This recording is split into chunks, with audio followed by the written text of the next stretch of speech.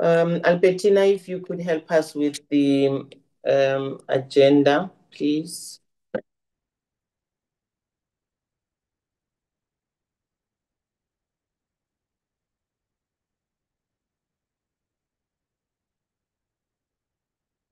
Thank you. Colleagues, once more, a very good morning. I trust that everyone is fine. I'm trying to check who else is here. Honorable members, you are welcome again in your meeting this morning in the department. I'm trying to check who's leading the department. Maybe what we need to do is to open the meeting officially and take the apologies so that we can continue. So, colleagues, the meeting is officially opened. Albertina, let's take the apologies.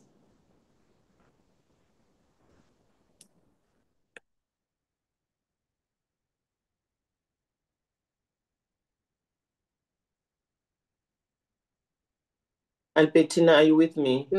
Sorry, Chair. My apology. It was stuck. Chair, Yes. good morning, Chairperson. Good morning, members, colleagues, and our guests. Chair, we've got only one. I've got only one apology, Chair, from UDM Kappa. DM Kappa is accompanying President to Mozambique on a working visit. That's only apology that I received, Chair, but we can also check, Chair, with other colleagues whether they received some of the apology from other members. Thanks, Chair. Okay, thank you very much. Albertina. Colleagues, is there anyone who has an apology? Honorable members would like to submit any apology before I go to our guests. I see a show of hands, so there's nothing.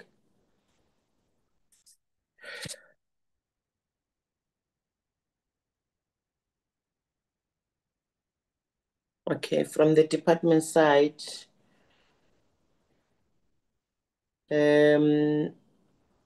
who's leading the team? DTG Sirach, I can see the DG here. Yes, I am, Chair. Thank you very much, Honorable Chair. Oh, yes, I can see. DG, thank you very much.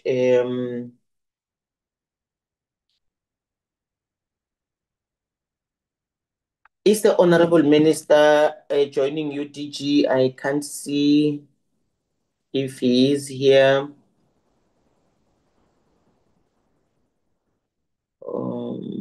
Okay. No, that's fine. I can see him. So the first item. Sorry, Chair. My apology, Chair, again. I think I did receive an apology from the Minister. Is also not available for today's meeting, Chair, but I'll share with you the apology letter. Thanks, Chair. Okay.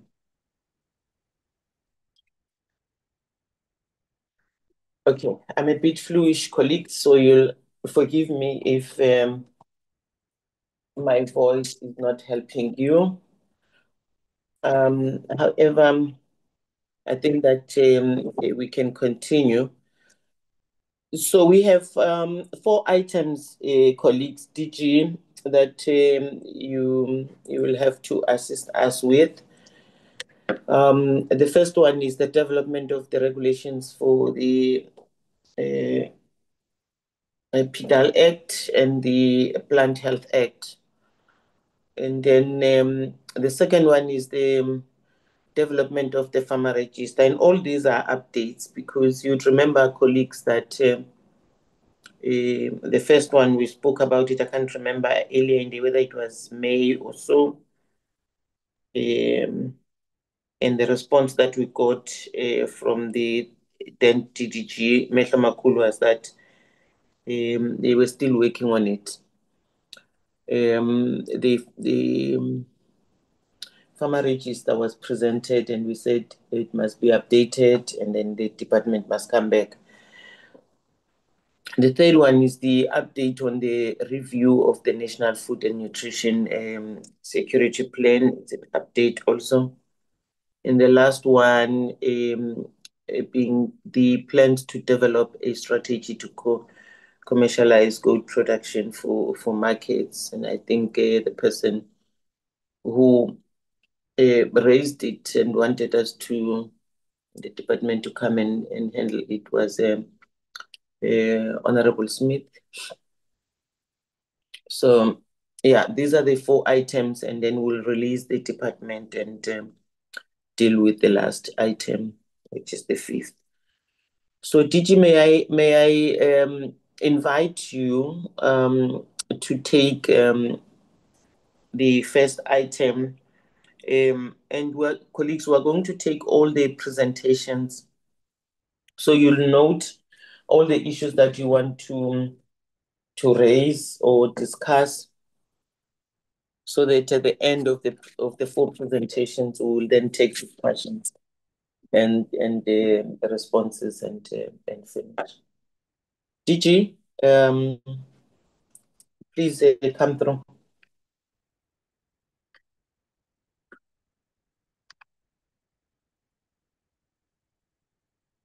Thank you very much, Honorable Chair and honorable members of the Portfolio Committee. We have got 4 presentations that we have prepared for the Portfolio Committee. The first presentation would be around PDAL. We know that in 2024, the President just signed off in terms of PDAL and also in terms of plant health bill, or at that stage, phytosanitary bill, which then became an act. Both of them would require regulations for them to be fully operational. And for the 2 presentations, they both belong to Program 2, which is led by Ndate Serache. And I would like to invite him for the 2 presentations. Thank you very much, Chair. Thank you, DG. DG. Thank you. Thank you very much, Honorable Chairperson. Good morning to you and to honorable members of the August Portfolio Committee on Agriculture. To increase the bandwidth, I'm told when you switch off the camera, it improved the situation. With your indulgence, I'm going to switch off my camera. Okay. Thank you very much. If we go to the next slide, DG has already given a prelude, and one of the things that upfront we wish to put before the committee is that the Preservation and Development of Agricultural Land Act is 60% scientific in nature, so it's difficult to make the presentation in as plain language as possible, but we tried our best, and throughout the presentation, members will notice that there are just areas where we are unable, but I know that members are experienced in the field and shouldn't have a challenge. Basically, they will be going through the acronyms as are obvious, and so that because we use a lot of them, and taking members through the background up to where we are now, and the implications, because it does require additional funding for us to have the regulations and the act implemented. And then, the next one, Secretary. These are basically what we're going to find in the act. This took us long, actually, for us to get here, and we're excited that finally we will be able to preserve the agricultural land, high-value agricultural land, preserve it from being used for other needs. Next slide. And obviously, the members, as members are aware, the preservation and development of agricultural land, once commenced with by the President, replaces or repeals the subdivision of agricultural land of 1970. So basically, this means as soon as we're done with the round of consultations that Bezelworth, next slide, Secretary, that we Bezelworth, we will then automatically be having the Subdivision of Agricultural Land Act of 1970 repealed and replaced by the Preservation and Development of Agricultural Land Act. And the processes, I know members will ask or are interested in knowing what happens then to the process processes that were submitted as at the commencement date. There will still be processed applications as change of land use and lease and related authorizations that are required in terms of SALA, subdivision of agricultural land. Those will continue, but as if they were submitted in the new law. But then there will be a period beyond which we shall have faced everything else, and the new applications will be in terms of the new law. Next slide, Secretary. So in order for us to have the president commences with the act, what became important is that we then had to develop with regulations. And I think for worth noting or worth emphasizing is that PDAL, unlike the SALA, PDAL it's got a lot of work happening in the provinces. So it recognizes the authority, the provincial authority, and it assigns some powers to the provincial sphere of government, and to some degree the local sphere of government. So we've hosted workshops with all provincial departments, and to ensure that they are then onboarded into the process, and because they needed to understand that unlike SALA, this new law expects of them to fully take control of areas within their sphere. So the workshop basically that we had in March, and there are a series of others that are continuing, but the first one is important to mention is because that's when everybody else, after the bill was assented into law, that we started getting a feel of how provinces are ready and are geared towards the implementation. Next slide. So I've spoken of the many workshops that we hosted. The latest one is as recent as last week.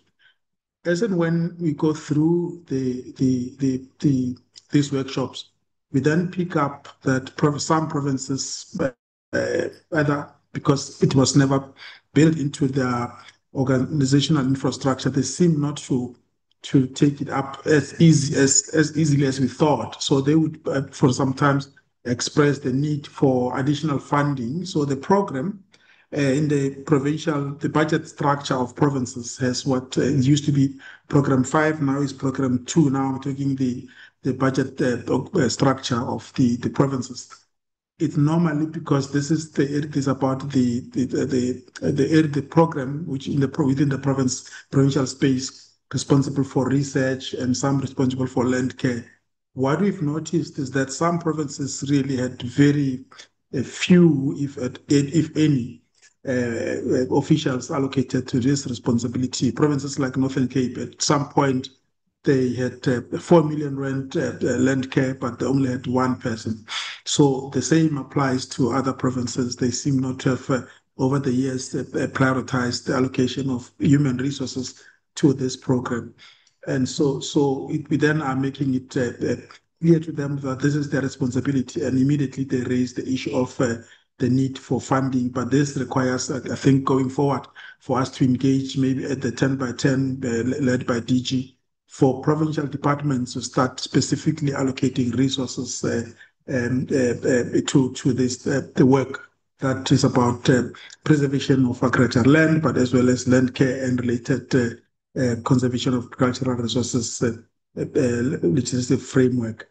But we've also started with the provinces with the process of coming up with a system. The PDAL, honorable members, is based mainly on a system, the online system, which members would remember when we were presenting the bill before them, that PDAL is based on ability of government to be able to document, to map out, to ensure that, to record all agricultural land in the country, so that anyone who intends buying land or who intends acquiring land or investing in land should know that already be in the minute they get hold of the land, the earth number, the coordinates, and all of that should already be able to tell the potential of that land.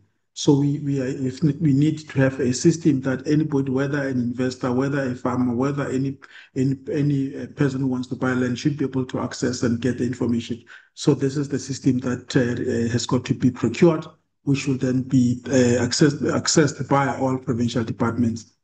So I spoke of the fit for purpose structure because in the department itself, the unit that has been operating SALA, Subdivision of Agricultural Land, is the same unit that operates Conservation of Agricultural Resources Act. So these are two laws, not contradicting or not conflicting, but the focus of each of these land laws are different. And the intention, if everything goes well, is to then separate within the department these two units. So you have the directorate or unit, let me call it unit because the department is still busy with its organizational structure. So as at now, we can just to make it easier, call it the directorate.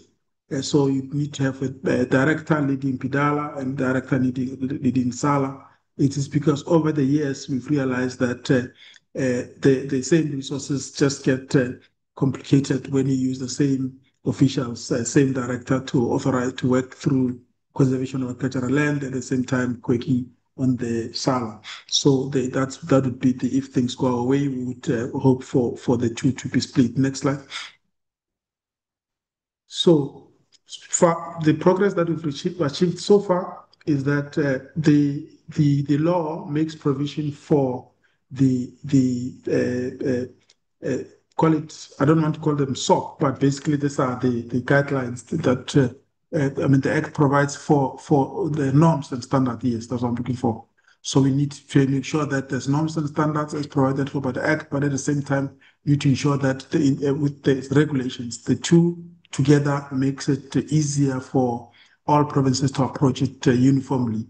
So for the short term, we've geared ourselves towards developing the standard operating procedures and guidelines so that provinces can approach the work that is before them uniformly. And of course, later on, we will then have the system where we can to consolidate the work that comes from the from the 9 provinces together. The issue of funding keeps creeping up because creeping in, and because, like I said, the current law, Subdivision of Agricultural Land Act, it's administered mainly from the national department, and from time to time we do tap into the resources of provincial departments, but it's not assigned to them. So they would, on the basis of them being available, be able to. Some provinces do have a good and excellent capacity in terms of the agroecological ecosystem and related fields. You do get agroecologists in provinces, so we would from time to time make use of them.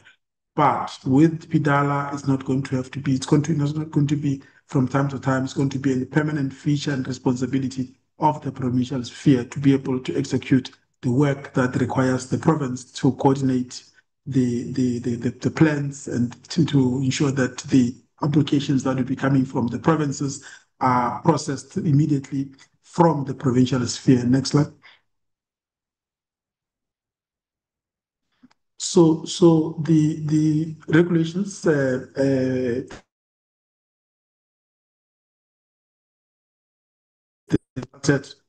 got 28 provisions, so we're not going to go through them, but we summarize them in the form of a table in the following slides. And then I spoke of the norms and standards. So these are basically the schedule. They basically showing the responsibility or alienating, or if you like, responsibilities amongst the provinces, basically between the sphere of national government and the sphere of the provincial government. So the definitions, obviously, so that we all define them together the same way, so that there's no ambiguity and so that there's no parallel definitions. But then the criteria also that the MEC and the minister or the national and the provincial sphere have got to work together to come up with the sector plan. But already honorable members can tell from here that the sector plans, national department does not have land. The land is located within the provincial sphere. So that's when the work that I referred to that earlier, that it requires, this act requires cooperation and constant engagements between the two spheres. And the key here for members maybe to note is the application for agroecosystem authorization, which is, like I said, this happens at the provincial sphere because that's where work happens, and the applications would be sent to the provincial department for them to consider and process it from there. Unlike in the current phase, in the current law, SALA, subdivision of agricultural land, this responsibility solely resides with the national department. Others are just clear there where both will have to work together, requirements for applications, the content of the report to be submitted, as well as the activities that may be commenced without the authorization, agroecosystem authorizations. Those are clear in the regulations. So maybe I should keep reminding members that what we see here, this is the simplification or summary of the regulations that main real provisions of the Act, but also the regulations which are aimed at simplifying those provisions of the Act. Next slide. This is just continuing. So yeah, thank you. One back, what? Yes. So regulations, obviously, then the norms and the fees, both the spheres require that have that authority, and the both spheres, obviously, minister MECs and minister TAM and non-MECs are responsible. And obviously, then it means unless all provinces are ready, it would be difficult to commence with the PDAL. Members maybe need, and just mention again that we have regulations ready so that by the time the Act is commenced with, which is the next step, regulations are ready, and you either have them commencing simultaneously, or you just delay the regulations with a month. But the ideal would be to have them commenced with, they have the Act commenced with by the President, and the Minister also commences with the regulations at the same time. That way, you then have the what and the how of the law. Next slide. This is where we think we're going to need additional funding. We need personnel.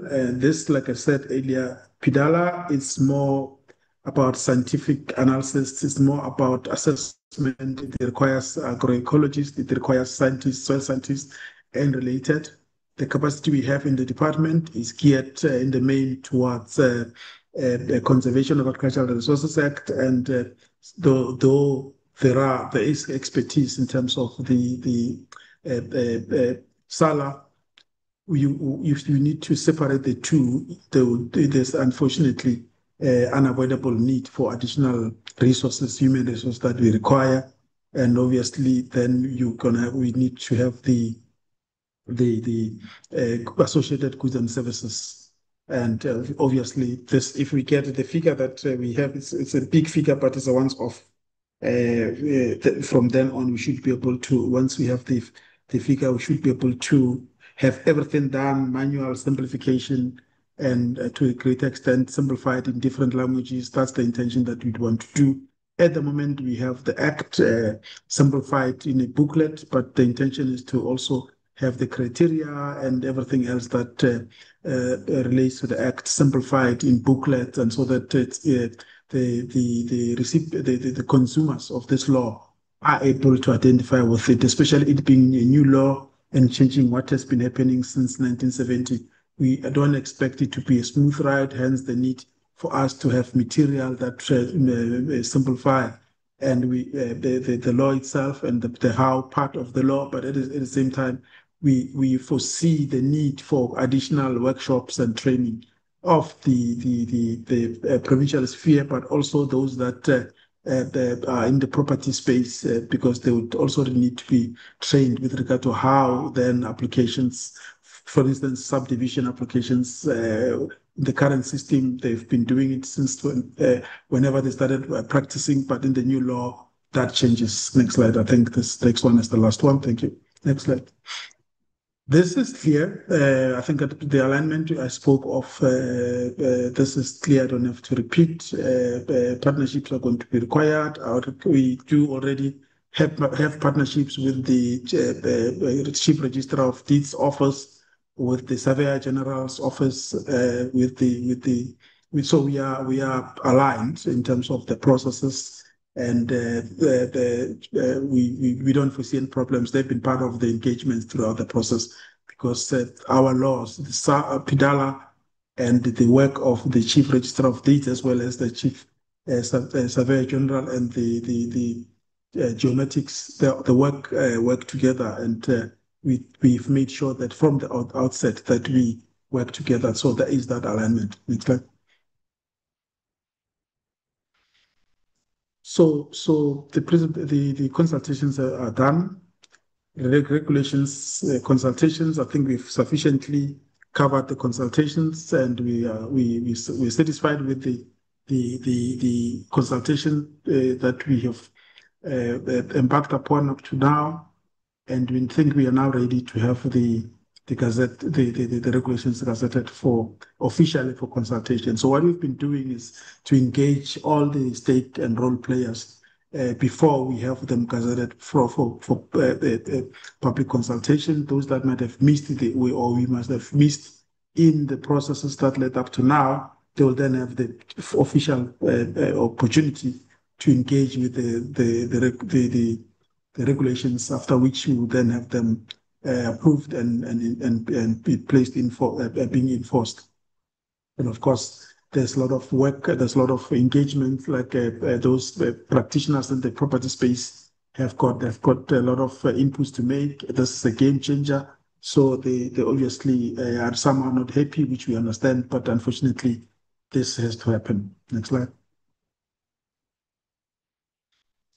Basically, we are before this committee basically to share this the progress that we've registered to date. We're happy that from when we had a bill, this started around 2014 and to date. So it took us a lot of time for us to end up with the law that was entered into late 2024 during the seventh administration.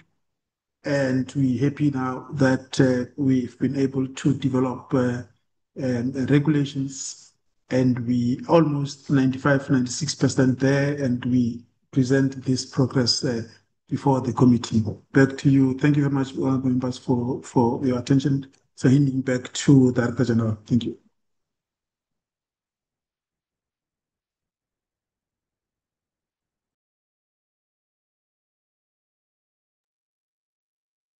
We would wait to be guided, because the two were packed together as regulations. From our side, we are ready to take the next presentation and be guided whether Chair would like to take questions now, or we make the presentation and honorable members would then take all the regulations and the process in terms of consultation together. Thank you, Chair. Okay, thank you, DG. I think that we can take the next presentation. And I thought that if we take all of them, we will then take the discussions at the end. Thank you very much, DG, and thank you very much, Honorable Chairperson. The next presentation is on the Plant Health Act, Phytosanitary Act. I always simplify it and say phyto means plants, sanitary means free from diseases. Phytosanitary, free from diseases in a simplified language, so which is plant health. And we, in the beginning, had a bit of a battle with whether you keep it phytosanitary, but we realized it might, only without plant health, we realized it might be difficult for others to imbibe on. So we then settled with both, basically meaning similar things, plant health or phytosanitary. Members would know sanitary and phytosanitary. In this specific case, is phytosanitary, meaning free from diseases and pests, plants free from disease and pests. And this is what we're going to be taking the panel through. Let's get to the next slide, Secretary. Again, this is about the progress. This took some time. So for the law that the Phytosanitary Act is aimed at repealing is a 1983 law, which is called Agricultural Pest Act. members are aware that in 1983, the South Africa we have was still being planned, always say. So the law, the application of the law then would mean a totally different matter now.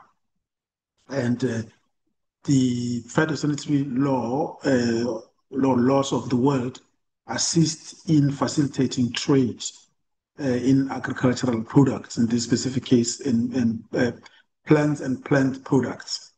So you then require a scientific harmonization or comparison between trading partners in terms of the diseases of quarantine importance and pests of quarantine importance.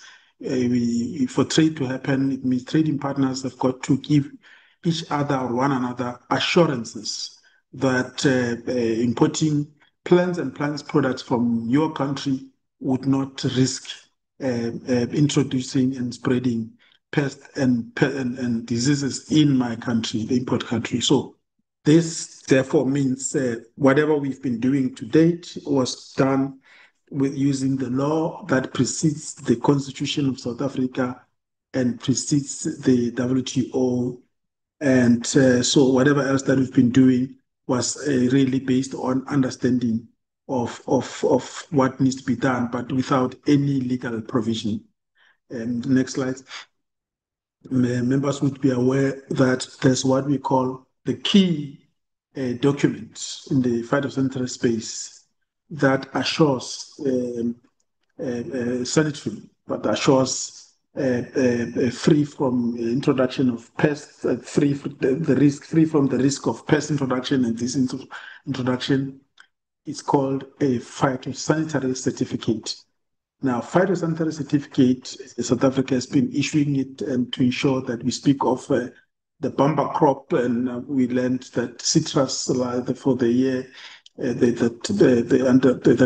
under review has had a number of cartons sent out, exported that exceeds all the other years. And immediately members would then be aware that each and every consignment that went out has had to have the authorization of our inspectors who went out to inspect each and every orchard that has citrus, using citrus as an example, walking and ensuring that once they are sure of that and ensure that the orchards are ready for harvesting, they can harvest it. Each and every consignment, carton referring to box that had to be inspected and a phytosanitary certificate issued for our products to be accepted in the export destination. So we've been doing this work up to now without necessarily, not that there is Section 4 of the Agricultural Products Standard Act that allows for us to set the export law, even if there's no the reverse import law, but that was the only law within the absence of the law that talks to this matter on phytosanitary certificate. But we've been able to do it, and we all the time knew that we do not have a comfortable provision in the law, in the Agricultural Pest Act of 1983, that we did not have that, but now we do. And thanks to the work that the team started, I think it was started by DG in his earlier years, younger years, when the work started some years back. But finally, I think he should be happy that he saw it before he retires, that there's now law that regulates the export and the phytosanitary certification or that enables trade. So next slide. The Act in the main, it's like I explained, is about regulations of plant and plant products, ensure that when such are exported, the assurance South Africa can give assurance to the rest of the world that the products are safe and have been inspected, and that we are not risking introduction of diseases and pests in the destination, export destination. I spoke already of the Act repealing the 1983 Law Act, and also spoke of the process that we are now busy with, which is the regulations. The regulations would be the how part of the law. So we've got, as members know, the Act gives you the what, the regulations gives you the how. And so there's very painstaking balance that we need to do when we come up with regulations. It's because if regulations tends to be what lawyers call ultra vires, meaning if regulations, out of trying to simplify the how, you risk getting outside the bounds of the provisions of the Act. So it's a delicate balance that for both the PDAL and for the all our laws, and including this specific case, we try by all means to make sure that you do not go outside the scope of the provisions that you're trying to develop the how part for. So it's that work that we are busy with. And next slide. So the Act is not yet commenced with by the President, and it has been assented into law, which we're happy. It's a very huge achievement on our part, but we also, like we did with PDAL, delayed the commencement of the law because we first needed to have regulations. We needed to have the how part of the law, and this is the process that we are engaged in. So in the main, the regulations elucidate the following: the control measures, basically for national control of pests, and to show that we can prohibit movement of from areas that are infested to non-infested areas. So in other words, if the law gives us clear and comfortable provisions and authority to prevent, giving an example, potatoes from Asia. I wanted to say Rustenburg, my home province. Yeah, let me use that province. Potatoes from Limpopo to Northwest, if we think Limpopo is infected, the law gives us authority to say, no, you cannot move them. That's basically that. And said also export control. I spoke of us not having a clear, comfortable law that provides, that enables us to control holistically export. We do in terms of Section 4 of the Agricultural Products Standard Act, but we need that law that then specifically speak to the phytosanitary part, the plant health part of the export, and as well as the imports. And also, basically the regulations clarifies those provisions, especially on import and export, as I've already spoken of. But also, the law allows us to control without a permit. Basically, it provides for us to regulate, to identify articles that can be controlled without necessarily a permit. The work that it's a I don't know, it's not a discretion, but it basically provides for us to allow importation of some products, spice, it comes to mind, spices, without import permits. But there are a few of those, but those that would be considered less risky could be allowed without necessarily a permit. This is to simplify the process in the event where we don't really have to go the long convoluted red tape. We could exempt the law allow. Yeah, the term I was looking for is exempt. The law allows us to exempt some items. Next slide.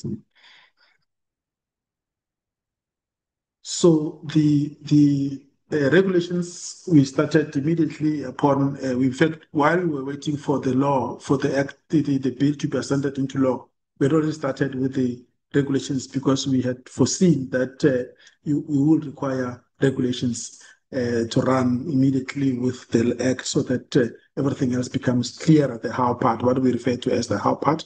Workshops have been conducted in the same way, and we've been ensured that all the stake and role players have been engaged, and sufficient time was allowed for them to make comments, and the comments were, as far as possible, accommodated. And we then have the minister approving the final draft to be gazetted for comments, public comments. We still allow this process for that to happen. And this is after we have done all the consultations with those that we know it's important to allow a legal process to happen for those that could be interested or affected, but may not have known of the consultations. So the legal publishing of regulations afford them that opportunity. of course, media statements haven't been issued, and then one of the requirements is that the World Trade Organization's Committee on Sanitary and Phytosanitary Standards gets notified, because now those that would intend to export plant and plant products to our shores would, from time to time, go to the portal and check for the updates from our member countries, and also made that notification. And whenever they went, they found that South Africa now has new regulations, and that's basically what this bullet point refers to. And we've been through the entire internal departmental processes, and we just finalized the evaluation of the points or the inputs that we received from the stakeholder consultation. Next slide.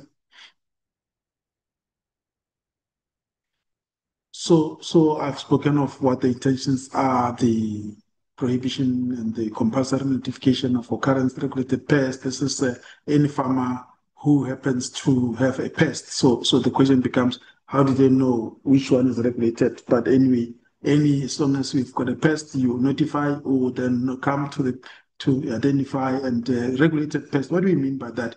There are pests that ordinarily would happen with monoculture. It's expected, and there's controls, and there's also natural enemies, what you call. So if the product is South African product, a crop, not a product, if it's South African crop that has been grown over the years in a monoculture meaning producing the same crop on a large scale. With that, the unintended consequences of monoculture is that you're then making it easier for also the pests of that feed on that crop to also find a feast, to come and feast, and call their relatives and their friends to come and feast, because there's just abundance of food. And if the crop is South African, and it's known, and the South African environment accommodates it. I'm talking about the environment I'm referring to, the entire ecosystem accommodates, and there's a South African crop, give and take. Let me use maize. All the pests of maize that are normally expected to occur would occur. And nature has it that once they come to feed on maize, it means they also becomes food. They also become food for other secondary animals. So that's what we refer to as the natural enemy. So the ecosystem is designed by such that you would have a cycle, food chain cycle. So there will be primary, secondary. So they will feed on maize, but birds will also feed on them. So birds becomes natural enemies, and that's how the ecosystem runs. But if you introduce a pest, if you introduce a crop that is foreign to South Africa, for instance, it may have different pests, or it may affect pests to react differently. Or if by import, reckless or unauthorized importation, we introduce a pest that is not known to the South African ecosystem, what you risk doing is to have a pest that does not have natural enemies. So that pest will then grow, and if it feeds, it so happens that in another country X, in Germany as an example, there's natural enemies for this pest. It's a balance of the pest and the environment, the climate, and everything else at the same time. If the same do not happen in South Africa, you may have that pest spreading, and it becomes difficult. Now, the pests that we know are not known to occur are then regulated pests. Those pests, as and when the outbreak or they are noticed, we then control of those become state responsibility, and that's why farmers have got to notify us in the event of citing such pests. That's a long way of explaining that, but it's very important that we had to have this provision in the Act. The others are easy demarcation for quarantine in the events that there's an outbreak. We can demarcate the area and say this area from this end to that end is quarantine, and nothing moves into or out of this area.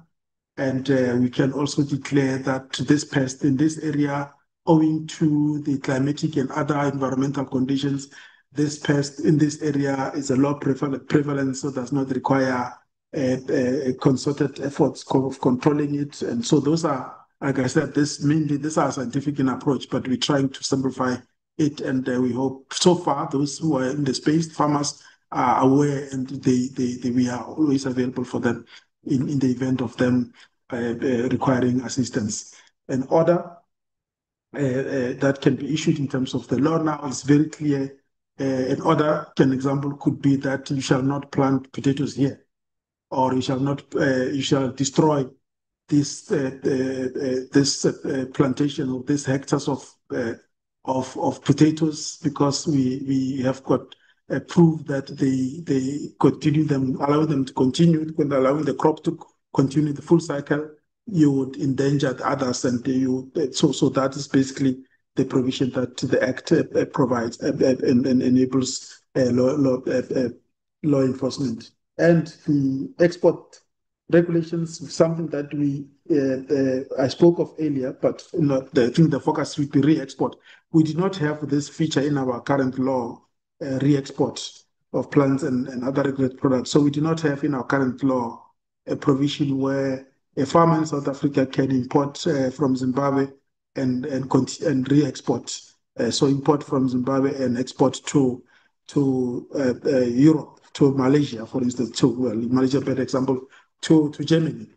So there is now a clear mechanism now. This is provided for in the new law. This provision has came about as after years of struggling to manage this area. But now we've got a clear law and clearly defining how we should go about a matter of this nature.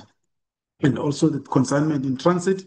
Members know that Botswana and the main and those Eswatini, Lesotho to some degree, Zimbabwe, to a greater extent, they export through the port of Durban. So this would be consigned. This would be products, the plant and plant products from those countries en route to Germany, as an example. They've got to go through our shores, and so we are making. There's a provision now for us to consider the consignment in transit, though they come through our shores and they risk introducing pests in our shores if they have pest of quarantine concerns. They risk introducing that pest in our shores. So there's procedure that is got to be followed if we were to have a consignment in transit, basically transiting through our shores to the destination. Next slide. And then obviously importation, which is what is trade. So as we export citrus to the other part of the world also wants to export their products to us. So that is clear in the law as to how the procedure that has to be followed. And now there's what we call e-permitting system. South Africa is one of the proud countries to be able to have the what we call e-certification system, and we are able to, without human manipulation, able to issue certification. One of the few countries in Africa, if there's any other, if we're not the only, I think Kenya might have, where we issue online certification to other countries, so they'll be able to inspect out, be able to go there to retailer, inspect and send through the online system, the inspection report into the system, and the phytosanitary certificate can be issued. Actually, we've been issuing them. The citrus volumes that went through that system, issued, goes out to the other countries, and other countries can access the same phytosanitary certificate that we issued. So this law then makes that option also part of the recognized options within the legal framework.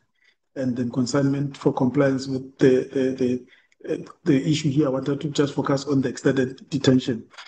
Extended detention, I'm trying to pick up on members' terms that I think, or phrases that I consider them complicated.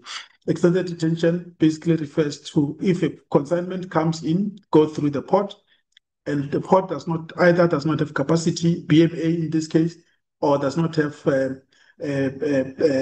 manpower or whatever else that they might not have, they can allow the consignment to get into the country to a specified area where it can get be inspected and authorized there. As I'm trying to simplify extended detention. So that is also a law. There's also a provision in our law which makes it, at the moment it's been done, but there wasn't a clear legal provision for extended detention.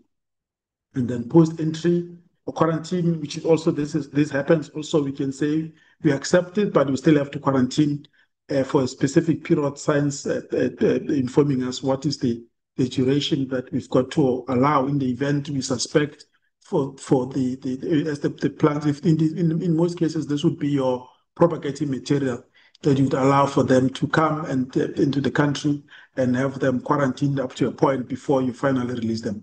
Next slide.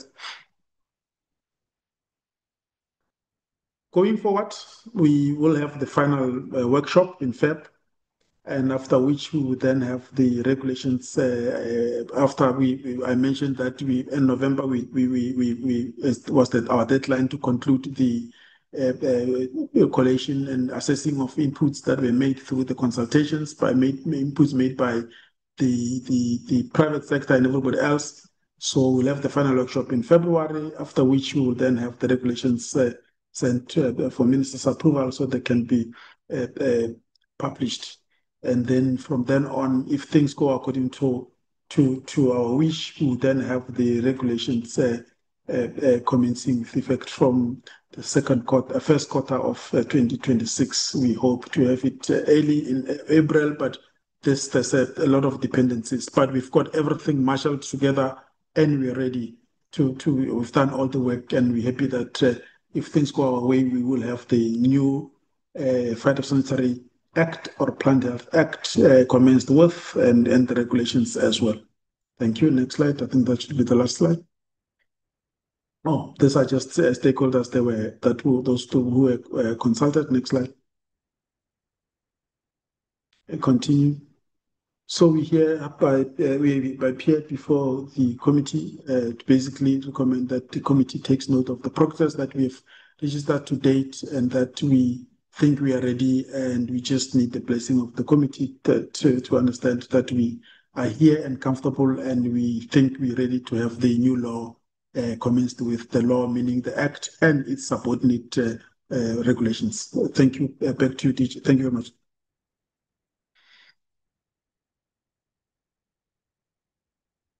Thank you very much, and that is Rache. Chairperson, we submit.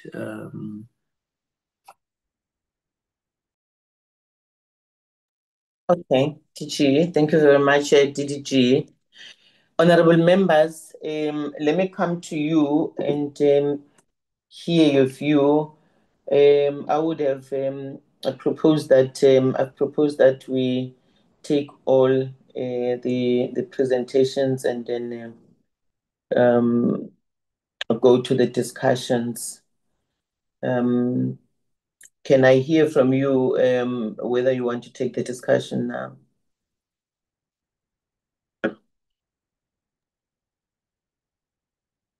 Yes, Chair.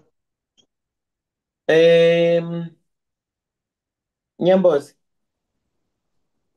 Yes. No, I was saying if the flow of the items are almost related to one another, we can at least, in the same spirit, let's have them all sort of be packaged, since we've agreed in that way.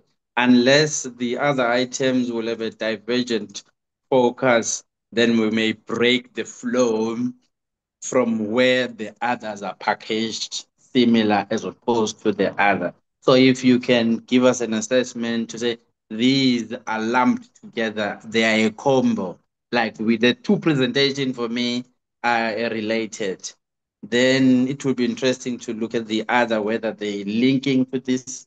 If it's a totally different topic altogether, then maybe we can break it and focus on a debate on the other, and then proceed with the other presentation. Okay. Yeah, I think that you're right. The two are related. So maybe what we can then do is to take the discussion and then come back to the other presentations on the. Okay, so we have Honorable Mtetwa, Honorable Trolley. Anyone who wants to take a bite, Honorable Mtetwa, in the meantime, Mwakal. Thank you, Chair. Interesting, yes. Though very technical, we're going to science school, but I will use my legal understanding to interpret what has been presented here. I'm thankful to DGG Sirache for explaining the most important part, which I was actually worried about. The Act regulates, it tells us what are we regulating or what are we enacting. And regulations, they tell us the how part. Now, there's another part which is either missing but is very latent. For who? Whom are we doing this for? At that question for me, this is where I have a conflict where if you take from 1983 till 2025, how many years is that we've been operating under these previous old order regulations? There is an undertone that it is telling us that, which means the industry we are talking about has been functioning almost the same way since 1983 up to date, as we are now introducing a new law. But there is an unintended consequence as we delay to transform the sector. There are industry players that have been left outside due to the old order where we're coming from. And also the delay in them being incorporated into being a player in the industry has led into this industry being actually directed into one direction or mono direction or linear thinking based on those whom we have found in the sector, which then makes an unequal participation. Like now, I just saw the list of stakeholders that have been consulted. These are organized bodies which already you know and you can tell who are the players there. But there are those who are interested into the space, but because they are still waiting to be brought on board, be incorporated, they get left behind when we discuss matters like this, to the point that you can end up saying, let those who are in the space be the ones that are commenting, but it's not fair because we are coming from a previously disadvantaged background wherein we need to have a say on these matters. Furthermore, I just also thought about the issue of our ports, the Ports Authority. There is a notion now to privatize the ports. Privatization of ports, what impact does it have in the regulation and the keeping of the law, which the state is supposed to be the watchdog to ensure that laws are being complied to? But when you have a situation where at the ports, you have a private sector player who only agree amongst themselves in terms of the manner in which they will handle the issue of the ports. This is where you will find the inconsistencies of the application of the law to observe the practice in the sector, where there are people not bringing foreign species in terms of fauna and flora.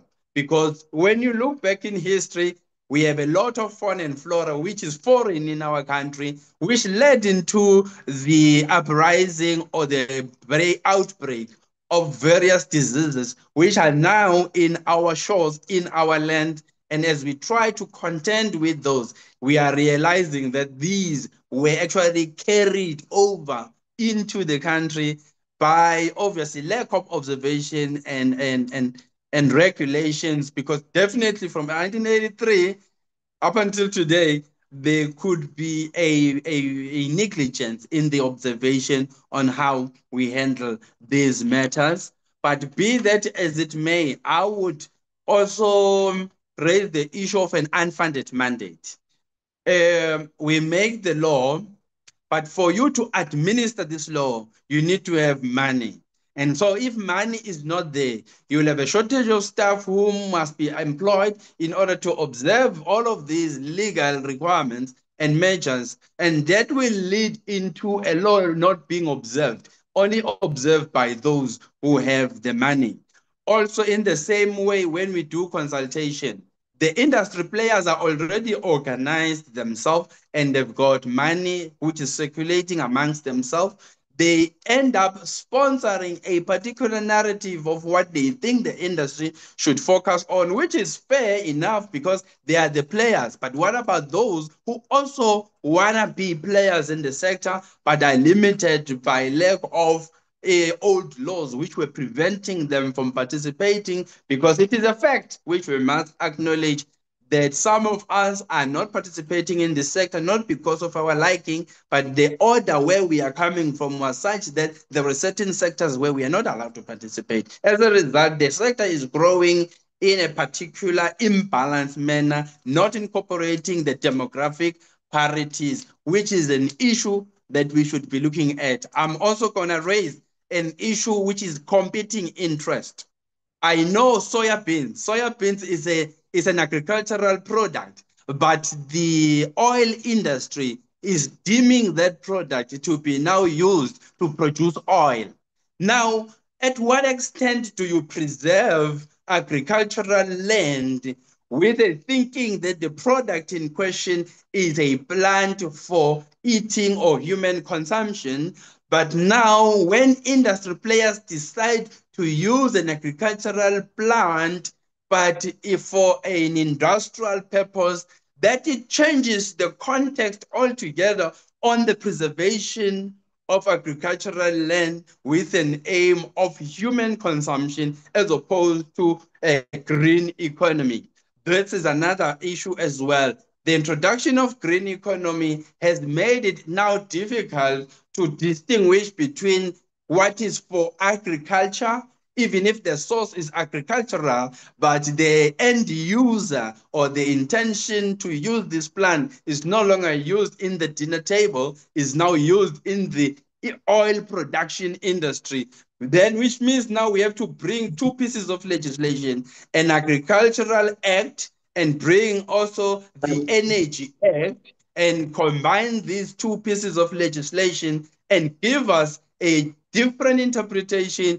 What happened in the event whereby an agricultural product was administered and given land allocation? After that, it goes into an energy sector, which is totally different and regulated differently than agriculture. So which means there is a confluence of types in that. Ngiyamboza. Ma'am. Ungisiza. Ngisiza ungabe soyangiconfuse nami ngingasazi ukuthi manje sikuphi yabo. Yes. As you conclude. As I conclude. All right. So I was also looking at the issue of organic versus artificial. Today, we have a competition. Last week, we were talking about organic production and commercial production, which end up using genetically modified plant species. So we are having the same issue even here, where there is an organic nature of plants and there's an artificial nature of plants. And how do you ensure that you still preserve land for agriculture, but the technology that is now being used is such that we now know that there are plants which are no longer organic, but they are artificial based on the manner in which the seeding process was done, artificial seeds. All of that is now confluencing here. Let's look at also the issue of land wherein it's for game animals, for mining purpose, for agricultural purpose, for human settlement purpose. If there are those competing factors, at which point do you then draw the line that no, we'll continue to preserve for agriculture even when we have a demand for game animals, a demand for mining purpose, for a demand for human settlement? When all of those are confluencing in one, how do we make a decision that, okay, we are going to stop the law of zoning or rezoning of land to be zoned for whatever is needed at that particular time? That competition sometimes can complicate matters as well. Let me stop there for now. Thanks, sir. Honorable Trolley.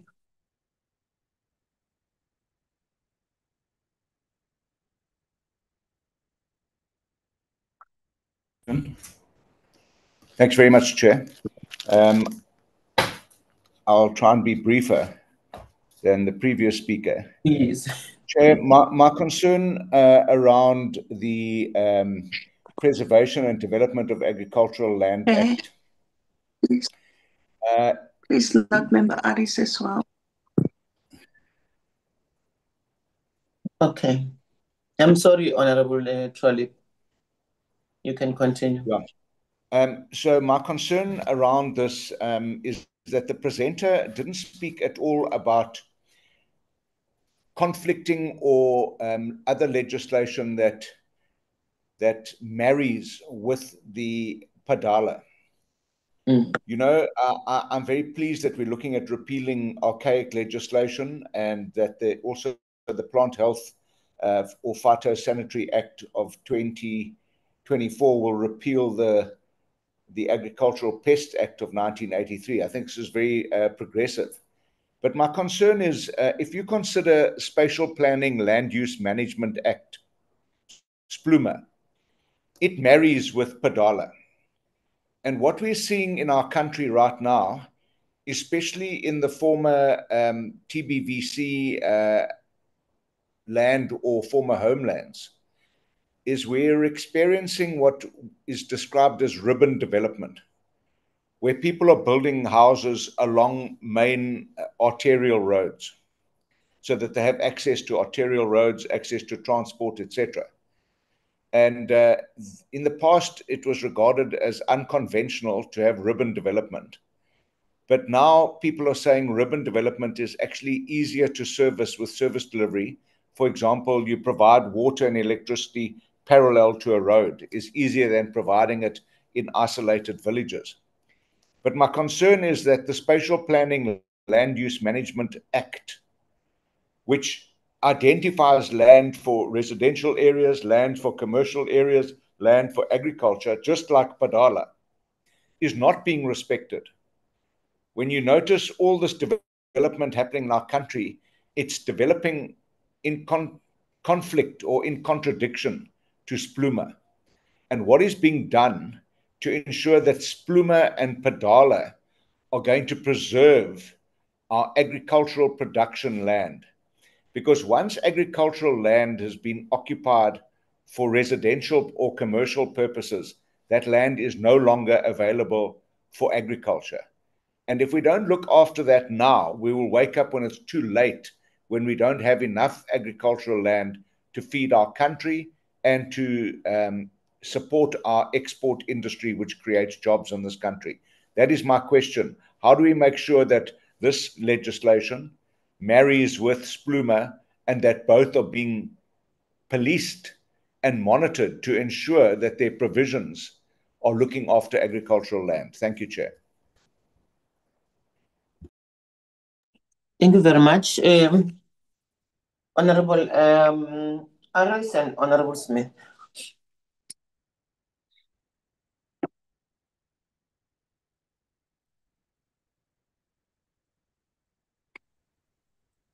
Good morning, Chairperson, and thank you very much. I just want to find out how will the regulations ensure the protection of high potential agricultural land from urban encroachment and non-agriculture development. And then I would also like to find out how does the Act balance land preservation with the need for rural development and land reform, and how will smallholder and emerging farmers benefit from the implementation of this Act? And then, Chairperson, also I would like to find out what will the role of the municipalities and the provinces play in the enforcement and monitoring of this legislation. Chairperson, I have missed maybe.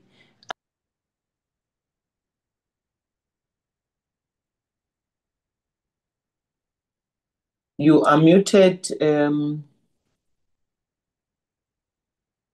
Honorable Aris. Are you still here?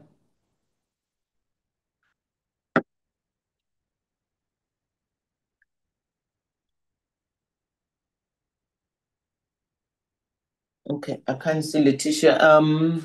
Honorable Smith, she'll come back when she comes back. Thank you very much, Chairperson.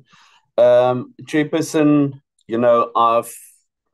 I've been in Parliament for a while now, and I've seen a lot of pieces of legislation being presented and and enacted and so forth, and a lot of problems actually come because the intention of the legislation is good. If it's implemented, great. The problem normally comes with the policing of it to actually make sure that there's enforcement of the act. And that is something that I always ask, because it is great to have a great law, but if you don't have the capacity to enforce it, then it is problematic. And I think that is a general issue. As the Honourable Trollip also mentioned, in terms of Spluma and all of that, all great intentions, but the matter of the fact is those things are not implemented. So I want to ask firstly from the department, with this law added on, what is the plans to ensure that the necessary resources and capacity is there to actually implement it and to make sure that it does what it's supposed to do. Then in terms of when we look into communal and tribal areas, the cooperation and relationship with tribal authorities and communal organizations to make sure that the preservation of agricultural land and protection of it is also implemented there, because that is where a lot of problems exist, where tribal leaders tend to put out stands on agricultural land, and it keeps on getting developed and less and less high value agricultural land is available. So I want to hear in terms of those two aspects. I think that is very important. Thank you, Chair. Thank you very much. Honorable Aris, yes, did you, Chairperson, I lost network, but did you capture my questions? Yeah. Okay. Were you done? No, I was asking you, are we also asking questions on the farmer register? That's what I'm asking you, because my network was giving me problems. No, not yet. Not yet. Okay. Yeah. All right. Thank you very much. DG and DDG, do you want to come back and respond? Just before that, I'm sorry, the technology is fighting me. Okay, no, that's fine. I wonder if you allow me to. Yes, you are allowed, Ndabezit. Thank you, Chair. Chair, I would like to point out, as other members have just identified the challenges. South Africa is good in formulating the new legislations.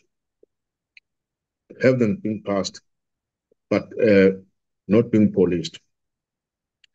There was a time, it was during the Minister of Agriculture at that time, who was succeeded by Honorable Titiza. I forgot the surname of that minister.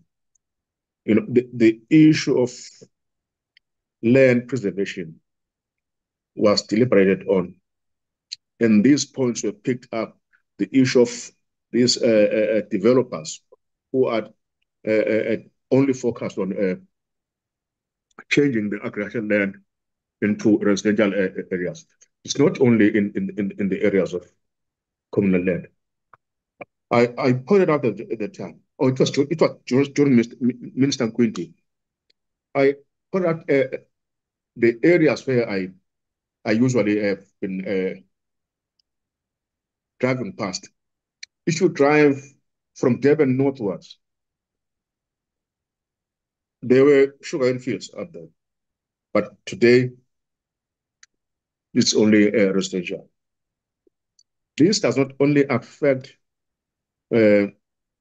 production, but in my understanding, Chair, it even affects the livelihood of the wild animals.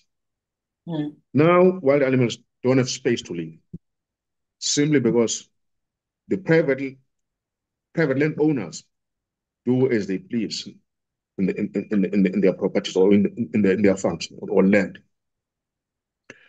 Same as or Mr. Smith has just pointed out, in tribal areas, several times the issue was raised that we need to see that policing is implemented on the areas, because people are only focused on developing or building the houses for residential purposes, forgetting that after years or after 20, 30 years to come, we won't be having enough food to produce, and we'll have to rely on these genetically modified stuff, as Oren just pointed out.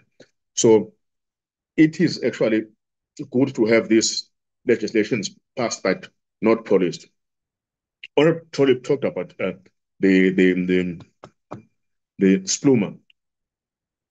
We were told this is going to be affected in order as well to control these stray animals, which are at most found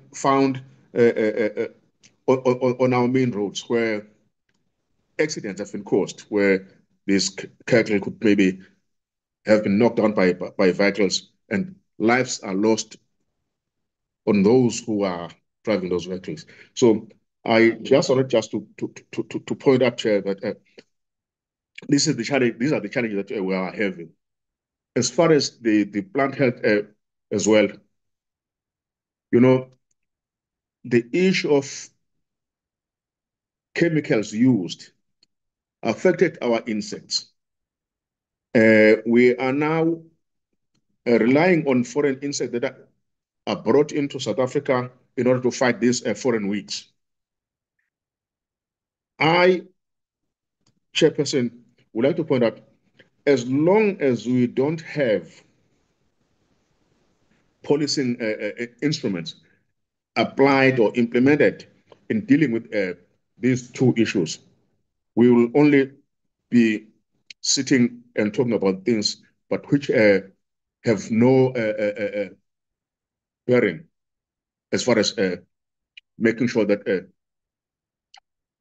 South Africans are better off placed for food production, as well as clean food that we eat. Because you see, even these mushrooming shacks that are covering areas now, people have to be then placed on the agricultural land simply because they move from rural areas to try and establish themselves around the big towns and cities, where there were fertile land for agriculture, but now because of the arguments and the debates and the politics around it, we end up seeing governments or municipalities building for those people houses in those very same fertile and productive land.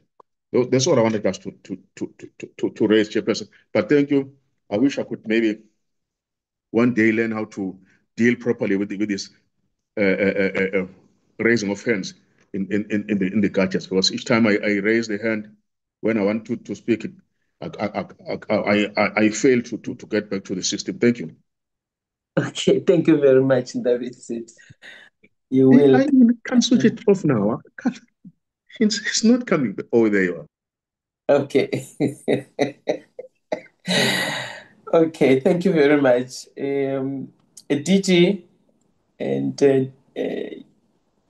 lead the responses, please. Well, thank you very much, Honorable Chair. I would then ask Mr. Saraje to respond to the questions, I've got also a few responses that I have here, but really, in terms of the inputs that have been made, are highly appreciated, and we will respond to the issues that have been made. And that is over to you. Thank you very much, DG, and thank you very much, honorable members, for your inputs and questions. Very, very insightful and help us in shaping further the legislative framework that we're busy with. Starting with Honorable Muthetwa, there is the for what, or you say for who. So it's the what and the how Honorable Muthetwa is comfortable with, but is the who this question is based on, and basically is asking whether now in 2024, mindful that in 1983, the consumers of the law then were a different modification or different part or different races and different type of farmers. Now that we are in 2025, if I think I understood Honorable Muthetwa's question, is asking, does the new law now takes into account the new farmers, the type of farmers and farming community that we have? And our response to that, Honorable Muthetwa, is yes. The law now is clearer and it applies, is simplified and applies to every other part of the farming community, from communal subsistence to at whatever level. Those that were identified as stakeholders, we understand that list not to be exhaustive, and hence we said we're going to further have the regulations gazetted, just in case there are those. Not that it's also the legal requirement, but also the other intention is to ensure that those that might not have been aware of this process can now be able to engage. And we stand ready to go to whoever member of civil society of South Africa who asks further questions and have got input to make, that will engage. We are mindful that in the process we may have missed some, but we can assure honorable members that the who covers the entire South Africa, different formations, and as long as they are consuming both the PDAL and both the Phytosanitary Act, the who has been modified, the Honorable Muthetwa.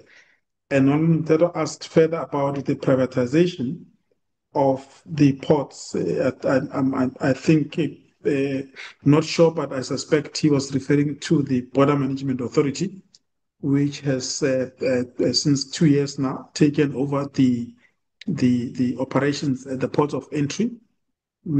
Our response to that, Honorable Muthetwa, is that we do have a good relations with the Border Management Authority. In fact, as things stand now, we had seeded 372 of our inspectors to the Border Management Authority. So those that were operating and functioning at the port were seeded to the BMA. One of the reasons was that so that there's continuity, but also so that there's expertise in phytosanitary expertise in this specific case. So we've got regular meetings with the Border Management Authority. In fact, the understanding that we also confirmed with the BMA, that its common understanding is that they are the implementing wing. We remain, as a department, the policy unit. We develop the law and issue it for them to implement. And if we change the law, like in this specific case, as soon as the regulations are in place, we will ensure that they are taken on board, and we work with the Border Management Authority to ensure that they now can imbibe and take up this new law. So we work with them and we monitor them, and we are actually allowed and encouraged by them at the different levels. At our level, the level of the Deputy Commissioner level, I engage with him regularly. We go to ports, we monitor, we perform their performance, and we indicate areas that require strengthening. So it's just as by articulation. We used to operate the ports with the K9s, the K9 unit, which is one of the brainchilds of DG Ramasodi. When we had to seat the functions, we unfortunately had to seat that unit to Border Management Authority, and the engaged discussions are that they might be slightly struggling to maintain that unit, and we are in discussions with them that we are going to ensure that we assist them to ensure that the unit, which has will proven to be very helpful in detecting regulated products within the consignment and within the luggage of travelers. So we're going to ensure that we work with them. So we will not let them be on their own without our assistance. Unfunded mandate. We are mindful that as and when the country economy grows and there's a lot of activities happening, the law enforcement capacity of the state has got to improve, has got to increase, and we are hoping with the process that we are undergoing as the Department of Agriculture, the process of developing the fit for purpose organizational structure, we hope through that process we will be able to have key positions established and key positions created and fund and filled with expertise that we require. It remains a critical budget issue that is before the department and before Treasury. I think DGs would, as and when engages with Treasury, will make sure that we have at least critical and key positions that are established by the new laws, because the new laws establish positions of the registrar, or what you call registrar. So there's a new law, there's a new position which was implied by the new law. This one is the new laws are making it clear that you've got the registrar who then has to be, it's a position and there's got to be supported by a group of scientists. Conflicting interests. Honorable Mteta uses soya bean and oil. It's a very delicate one, Honorable Mteta. We through PDAL, we preserve agricultural land for agricultural purposes. And we say this land shall only be used for production of food. And soya bean then becomes the product that is harvested out of that land. Thereafter, if the soya is not consumed and then oil is made out of, we see the balance there. Though oil is still regarded as food, but it may not necessarily address the hunger and malnutrition in the way we want to. We take note, and it's actually a mind refreshing, your angle. So we'll work around it. It may not only be soybean and oil and soybean and soya milk and all of those. It may also be with others, cheese versus milk, and cheese becoming expensive, and then milk becomes this easier source of protein, but cheese becoming higher, difficult to access, and all of that. But we take this note, and as and when we'll be doing authorizations, PDAL authorizations, we will note that we get up to this as far as ensuring that we verify what the ultimate product would be. Difficult, as I might mention already, that's going to be very difficult to tell whether the soya that is produced as a primary product does not end up being oil for other purposes. But we know we take it to heart, and it will improve us in enforcing this law. Organic versus artificial. South Africa is one of those countries that have genetically modified organisms law. Other countries do not have. It's a catch-22. If we do not have the law, you then don't know what is coming in, and you are unable to prevent and protect. If you have got the law, it means you must assess applications and approve those that comply with your law. We are in that situation. South Africa, we do regulate genetically modified organisms, and we make sure that there's still an opportunity is still allowed. The farmers who want to grow normal open pollinated crops in this specific case will still be. In fact, the majority of farmers are in that area of specialization. But of course, it's a matter that we take note of, and will ensure that we try by all means. Luckily, the laws that regulate genetically modified organisms, and the laws that regulate PDAL, and the laws that regulate the plant health falls within one unit in the department, so it's easier as things stand for coordination.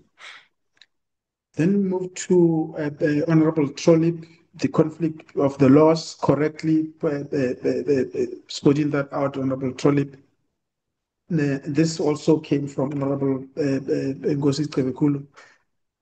So PDAL, maybe let me simplify this way. Until PDAL, the land that is under the authority of government referring to local sphere, provincial, national, that land was not managed through under the authority of SALA, subdivision of cultural land. In other words, land that belonged to state could be subdivided, could be changed into anything else because it was outside the scope of SALA.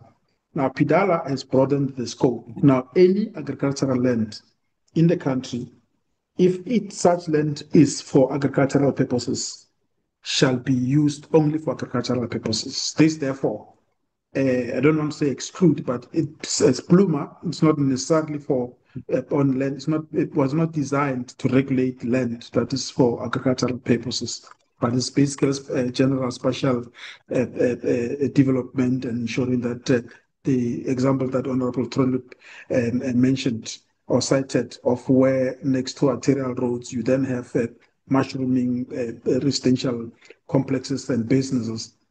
If that land, that using Honorable Trolip's example, if that such land is registered as agricultural land, then PDAL takes precedence, and if the provincial department and the local government, provincial government, the local government, do not give such authorization, that that development cannot take place. I think it covers to a greater extent also the question by Honorable Aris with regard to whether PDAL will protect agricultural land. Yes, indeed, it does. So once PDAL is enforced, every land, whether owned by the traditional authority, whether owned by municipality, provincial government, or national department, as long as that land is agricultural land and is a high-value agricultural land, such land will be protected from authorizations under SPLUMA, will be protected from mining, will be protected from any other activity.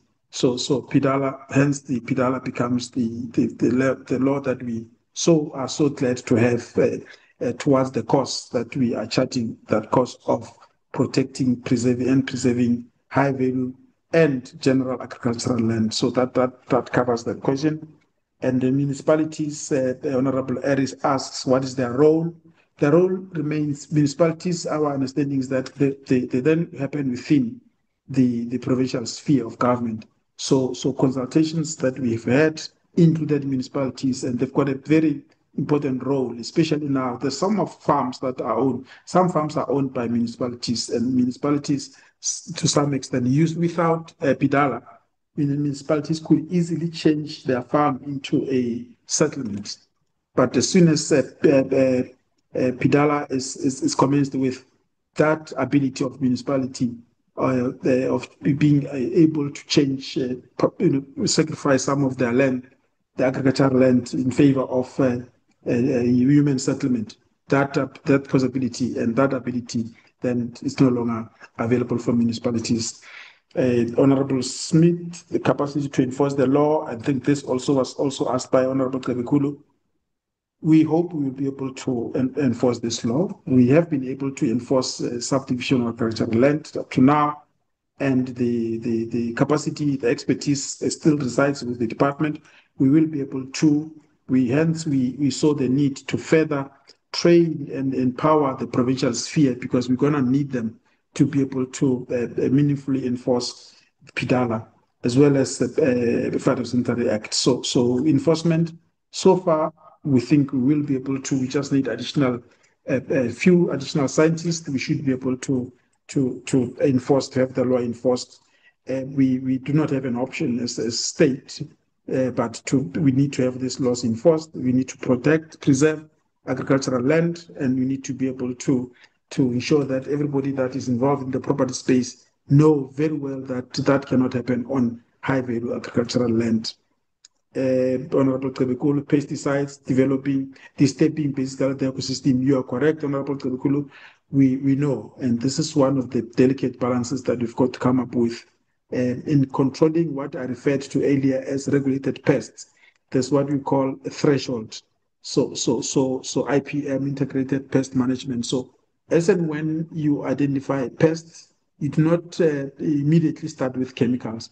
You check whether the rate of infestation warrants chemical control. But Honorable Tabgulu, you are correct, because by controlling pests, you may end up killing what I referred to earlier as natural enemies.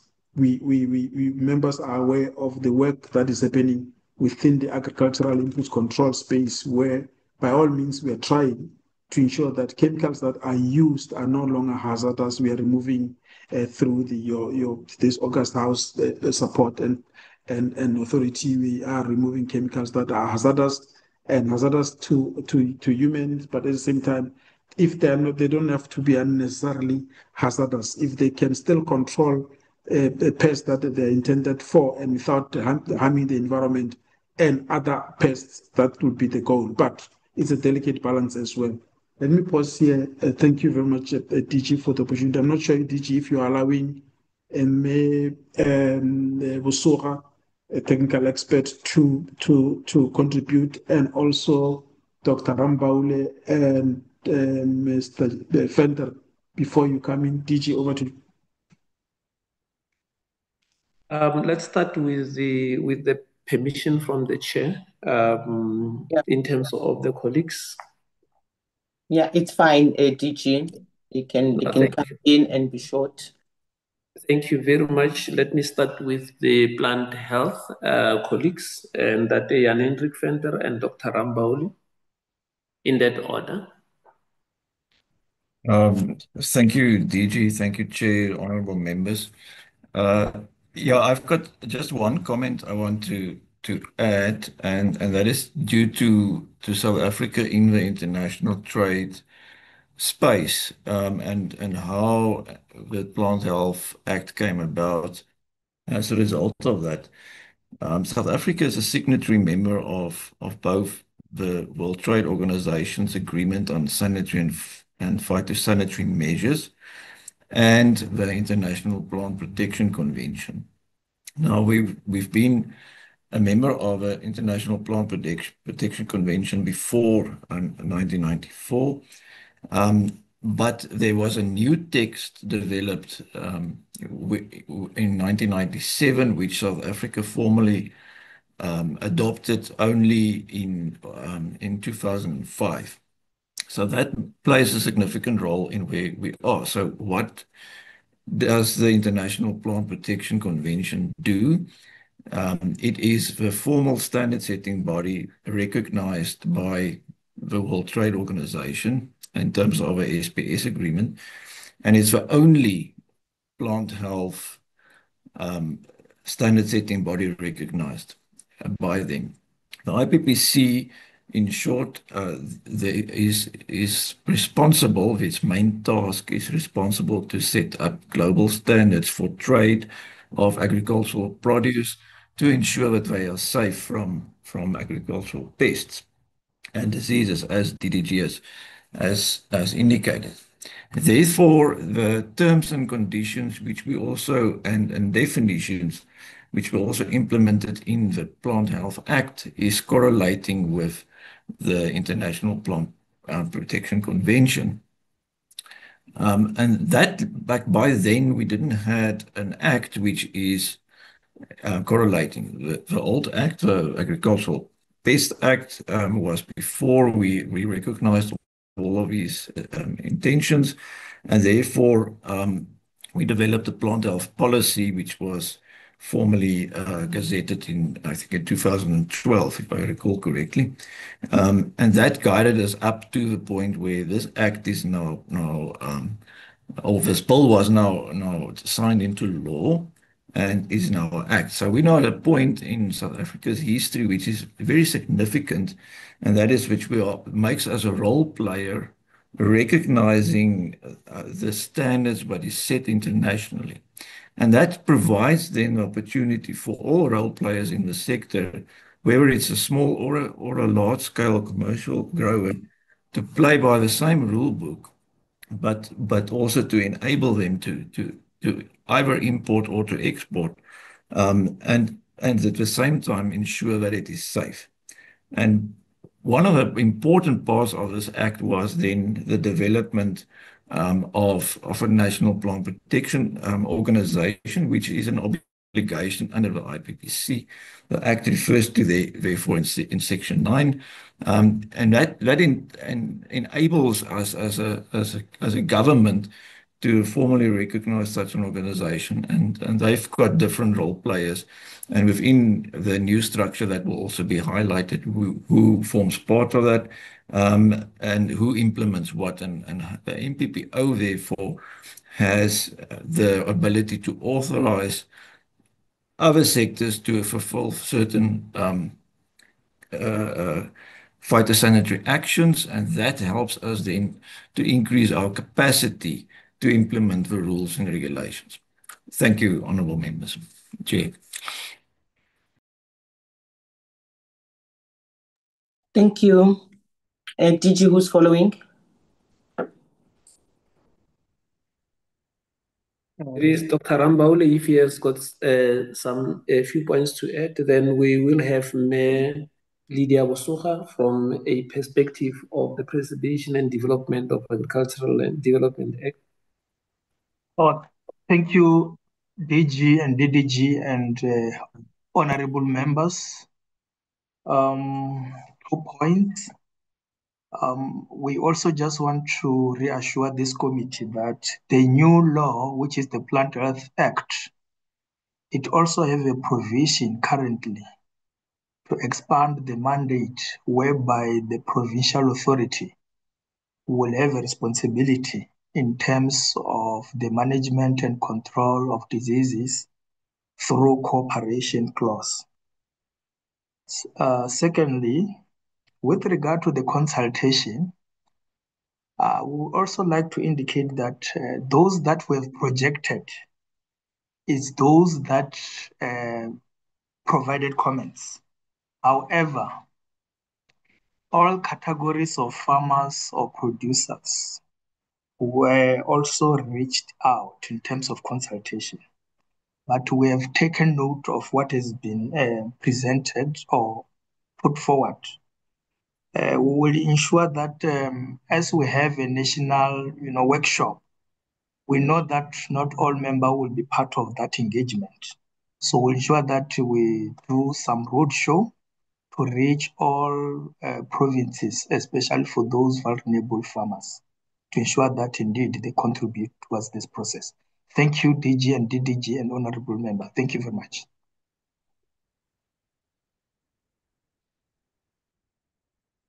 Thank you. Honorable Smith, is that a legacy hand?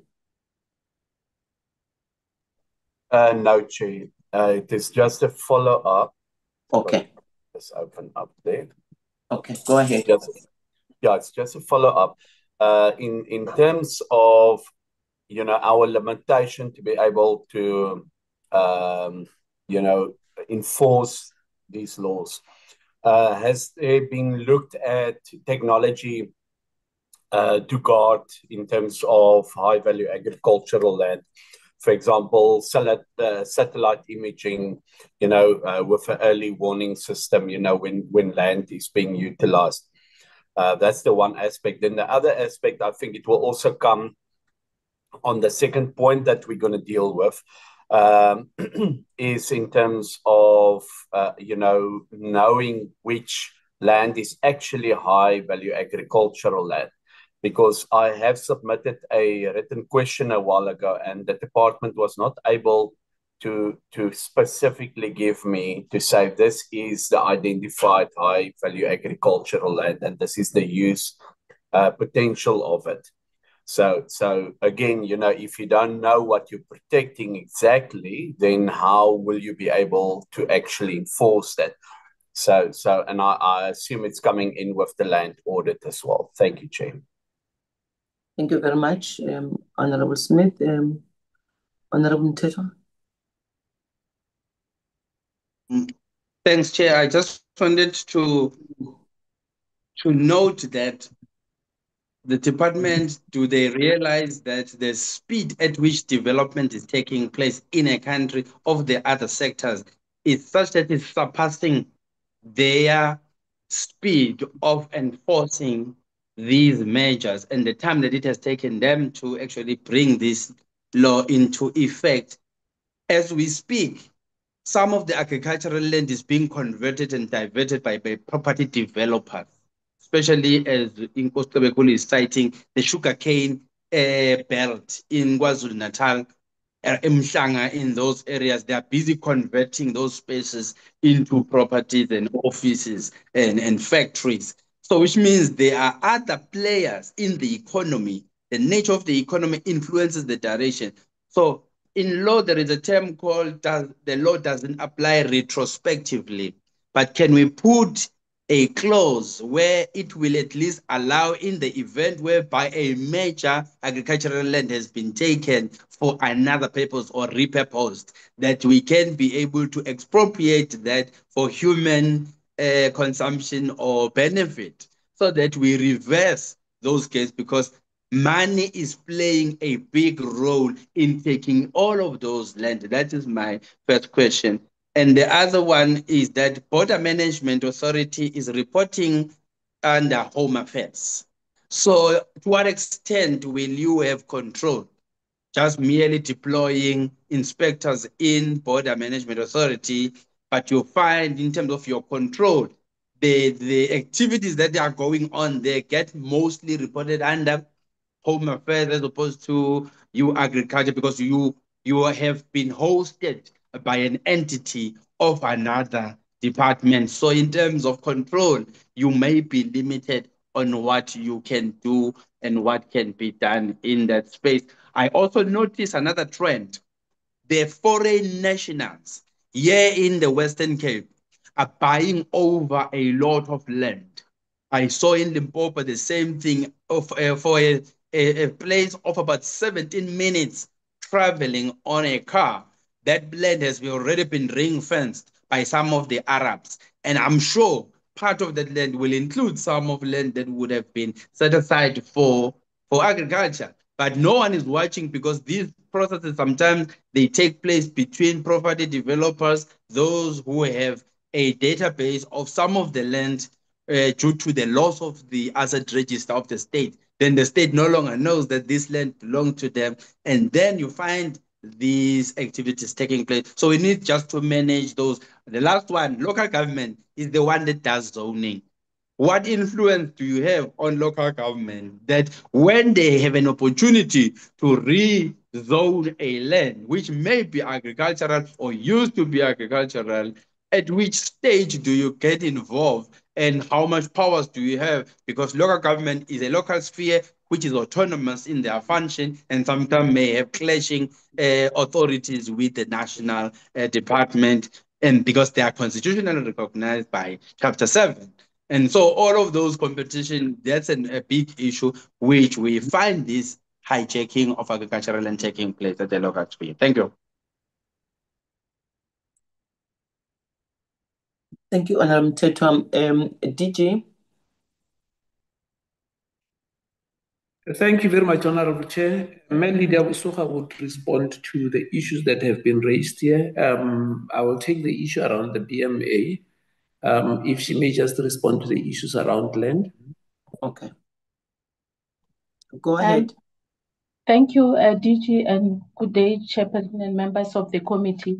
The first question that I wanted to compliment is in relation to how will this regulation ensure that we preserve land, and how will this also benefit a small holder. The Act makes provision for, and the regulations makes provision for demarcation and protection of areas, and also provision for agricultural sector plans. And in that, there is provisions that the department, in collaboration with the province, define and identify strategic areas and initiatives that they are going to implement. And this will involve different classes of land users.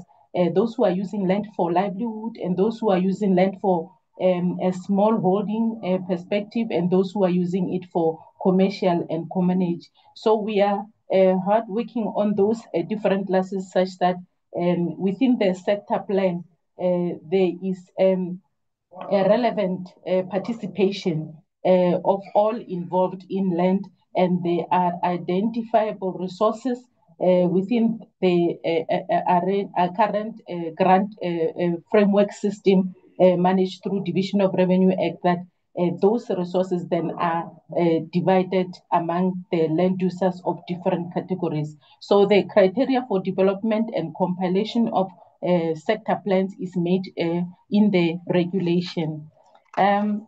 The request in relation to Honorable Mthethwa around the speed in which land is being utilized and how we are enforcing such. Currently, with the Subdivision of Agricultural Land Act, any change of use from agriculture register to other uses, there is provisions made available that the department make comments within the SPLUMA process. But moving forward with the PDAL regulations, there is demarcation of agricultural land where we are zoning land suitable for grazing, land suitable for grazing, and also cropping. And in that, there is a mandatory reporting over a year annually to indicate utilizing the criteria that has been sent, including the cadastral data per municipality, to know how much land has been lost and how much land has been utilized. And this report is dealt with as per the current regulation, where there should be annually and over a five-year period, municipality and through Provincial Department of Agriculture reports the agricultural areas that have been lost, and those which have been protected, and those which have been provided with infrastructure for supporting the use of agricultural land, as PDAL is not only dealing with the preservation but also the development part of it. So there are already penalties provided for even with the regulations, such that if there is any changes of use, then there are penalties, but there are also measures in place to ensure that we do not lose that agricultural land through development by demarcating it, such that when an application comes for authorization, there is already indication that this land is preserved for food production. And we believe with this PDAL mechanism of protecting areas and zoning it together with SPLUMA through local government system of special development frameworks, we are able to protect and preserve agricultural land. We have also tried within our regulation to ensure that there is alignment within those timeframes that the SPLUMA are talking to in terms of zoning, and us in terms of demarcating and protecting agricultural land. Thank you. Thank you very much, Honorable Chair. I will just take 3 areas that I thought were very important. My colleagues have adequately covered, and I would like to thank them for the comprehensive responses. Let me just concentrate on what Honorable Mthethwa was saying around the Agricultural Pest Act of 1983 and refocus ourselves. And I think Mr. Jan-Hendrik Venter has indicated what the Act was all about. But the Act in its finer detail was around pests, about the place and also the product. So you're looking at a commodity, you're looking at the pest, and you're looking at the place. And the person who would come in, it's either in terms of observation of measures that have been implemented or for the implementation of those measures. And therefore, the focus of the Act itself was around a commodity, a pest, and also a place. And through that, Honorable Mthethwa, we have been able to look at this aspect that I think is very important, that it was aimed at preventing the entry, the establishment, and spread of pests. That's basically what the Act was looking at. And what the Act was lacking at that stage has been highlighted by the colleagues, especially around the export controls and the scientific way in terms of how we do our import requirements. But those have been covered in terms of the engagements. And I would think that we will be able, in terms of the new Act, to deal with transactions that have been made in a very decisive way. The issue that Honorable Mteto had raised on agriculture and its functions, I think it's something that is very important, and we thank you for raising that. But it is also an aspect that we also, as departmental officials, have got a responsibility of looking at it holistically. Agriculture as a sector is responsible basically in terms of its foundations for three very important areas. It's for food, feed, and fiber.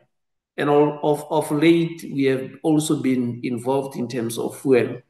And this fuel has also, in the older times, in terms of the way that we utilized agricultural products, also been used as an energy source, whether it's the way that we used cow dung in its dried form to propel energy sources in terms of households.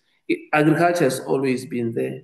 And therefore, I think the big question that Honorable Mteto would want to have is how do we deal with these various forms of agriculture, and how do we ensure that the vacillation between agriculture for food crops, agriculture for industrial crops, agriculture for beverage crops, agriculture for forage and fodder crops, and lastly, agriculture for medicinal and other crops that we use for aromatic purposes, is becoming seamless. And how do we ensure that we don't have an overproduction in one of these mini industries that we have in our sector? And to that effect, if we have got to look at the biofuel strategy, there was a huge debate around how do we then preserve agriculture from a food crops point of view and not utilize crops that are used in the feedstocks like maize. In the area of food crops, we don't utilize them as feed stock in this area. And to that effect, maize has been excluded in terms of biofuels. And if there is an indication that comes from honorable members that there might be other crops that might need to be considered in terms of whichever strategy, I think there is a place, time for debate in terms of how do we articulate that. But I would like to reassure honorable members that these 5 areas that in terms of crops and how we utilize them has been considered, and it forms the essence in terms of agriculture. I would not, in this time and space, spend a lot of time, but just to indicate that we might just need to look at it from that perspective. Honorable Kabekulu had raised the issue on bringing foreign insects in order to deal with foreign weeds. And I would not necessarily respond to this in terms of engagements, but that's exactly the purpose of the current Plant Health Act, to look at how do we deal with biologicals, to deal with introduced weeds, which are pests in terms of the agricultural, in terms of the international nomenclature that we use. Now, most of the weeds that come in might not necessarily have local insects that would feed on them because they come from external sources. Because they come from there, it is known that in their own countries where they had developed, that they have got natural enemies. And it becomes, therefore, the next step in terms of bringing those natural enemies to assist us to deal with an introduced species into our area, not for any other thing. This does not discount what Honorable Nkosi Cebekule has indicated, that some of the chemicals that we are utilizing are actually having an impact on the species of insects that we are having in our country, and Desra has responded to that. But I just needed to highlight the essence when it comes to the use of foreign insects in order to deal with this. But they are beneficial in terms of us having to deal with introduced weed. On the BMA, the Border Management Authority is an amalgamation of various departments to do one thing. To move away from a coordination mechanism that we had previously, where we had the border coordinating, operational coordinating center, which did not have the source, the power, the center to command and control the whole border environment. And therefore, we have got now what we call the Border Management Authority. The Border Management Authority does not take away the authority of the department to oversee what is happening in that area, because the act still belongs to the department. It is just in terms of delegation that those officials will still do that. How do we do oversight in terms of this? There are three broad areas. One, there's currently an IMC that meets on a quarterly basis to take reports from the BMA and ensure that the BMA is doing the tasks that they have been given. In the BMA annual performance plans, there are areas that are talking to agriculture per se, and we have got to look at that. Supporting the IMC is the Technical Committee on Border Management, which is attended within the line from the line that deals with border management up to me to ensure that there is adherence to the important role of agriculture at the border management. And the third area in terms of engagement, we still have got a free engagement with border management. What they have done in terms of border management is that they have then identified agriculture as one of the critical areas, and there is a person with agricultural background who's responsible for that area, who, in terms of us as management of the Department of Agriculture, can always engage with. So I just needed to highlight those four areas. Thank you very much, Honorable Chair and honorable members of the Portfolio Committee. Thank you very much, DG. Albertina, can you then bring the agenda again? DG, please do prepare to present the next presentations. No, thank you very much, Honorable Chair. The next presentation is on the farmer register. There has been discussions at a broad level within this committee, the agriculture committee, that there is a need for the department to come and give a brief in terms of how far are we in terms of the farmer register. This is born out of engagements that the portfolio committee has had with us, to say that without knowing who you are servicing, it becomes cumbersome, because then the counting becomes very difficult. And in our execution of this plan, we have looked at the creation of a national database of all farmers, whether it's subsistence, smallholder, and commercial. We are looking at how does government then interface this for our financial and non-financial support in terms of the sector. Now, there is a portal that we have within the department, and this portal is being fed by different provinces in terms of the department. Most of it has got subsistence and smallholder farmers. We are working in terms of engaging the provincial spheres so that we can ensure that this is highly populated. Honorable members would know that what we would have here is just a snippet, but we have got more farmers that we still need to register and ensure that we can be able to interface the services that government does in this space. For this purpose, Honorable Chair, allow me to request Mekwena Komape to introduce the topic, and so that we can give the presentation. Thank you very much, Honorable Chair. Thank you, DG. Mekwena. Thank you very much, DG. Good afternoon. It's still morning, Chairperson, and good morning to the members of the committee. Thank you, DG. Through you, DG, to the Chair, I would request that I'm allowed that we do not do the whole presentation. We start the presentation on slide number 10. The reason being that all the other slides, it's introduction, and I have noticed that we have somehow introduced the our discussions internally with the team on how we should go about the strategy that we should adopt in ensuring that we somehow go to the 400,000 number of farmers that we want to register. For that, I really want to apologize, but if I am allowed, Chair, I would request that we start on this particular slide. The other internal processes I would like us to skip, given that it was just a discussion, as I have indicated, between myself and the team on how we should go about. We haven't shared it with the EXCO. And as a result, it was just a mistake that the presentation, as it is when it was updated, it contained those discussions. If I may, Chair, I'm not sure if I am allowed. No, you are allowed. Actually, I had said earlier on that because you had made a presentation before to the committee, it would help if you just present an update of the register. So yeah, you are allowed to continue, Mekoma.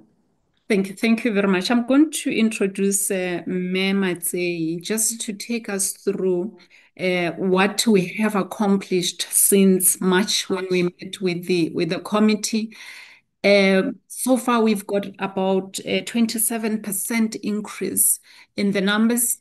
Mayor Matsei will just indicate where those numbers come from, and we'll hand off. I'll conclude. Thank you, Chair.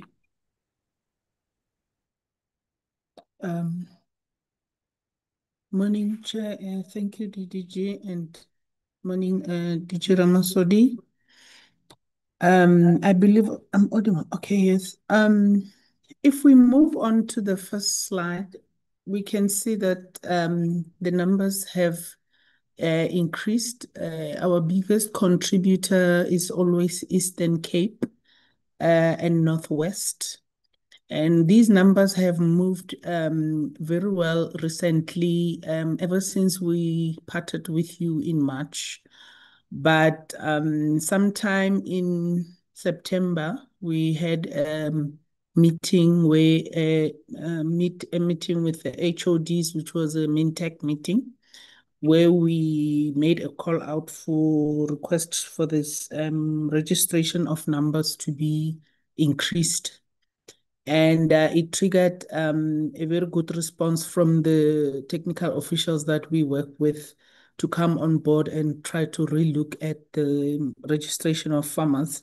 And luckily, as we had already demonstrated to the portfolio committee, the system was ready and improved in many elements of it so that they can be workshopped on it, refreshed, and given new credentials and started increasing.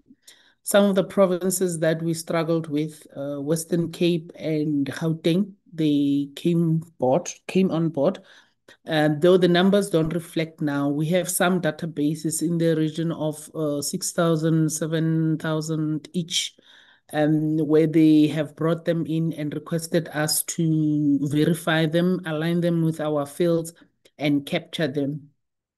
So we are expecting that in our next round of reporting, some of those numbers would have doubled or increased further. So it brought this good response, and we think that we should carry on with this as we bring this to the platform, try to move towards the 400,000 target that is advised by Stats SA. So that is just the picture of what's happening. You know, the response has been very positive, and we see provinces really are coming forward. When you look at that column that talks to current stats with ERA records, we were attempting to make a full detailed national report like the one we did at the launch. But then as we synthetically go through the data, we realize that some of the fields are not properly filled because of the way the system was structured in the past. So we are now embarking with further engagements on an annual basis with the technical officials in provinces, where we're asking them to use the system again to go into the records and edit, because that's what the system has been enabled to do now. Edit all those records and bring them to correction. So that current stats with error records is a moving target. And it's something of about 22,000 records, which we will be monitoring going forward, trying to reduce numbers to bring everything to current stats at an accurate level, which will make our stats more accurate throughout all the records and give us a more authentic report. So it's just some of the things that we observing as and when we work towards building these records.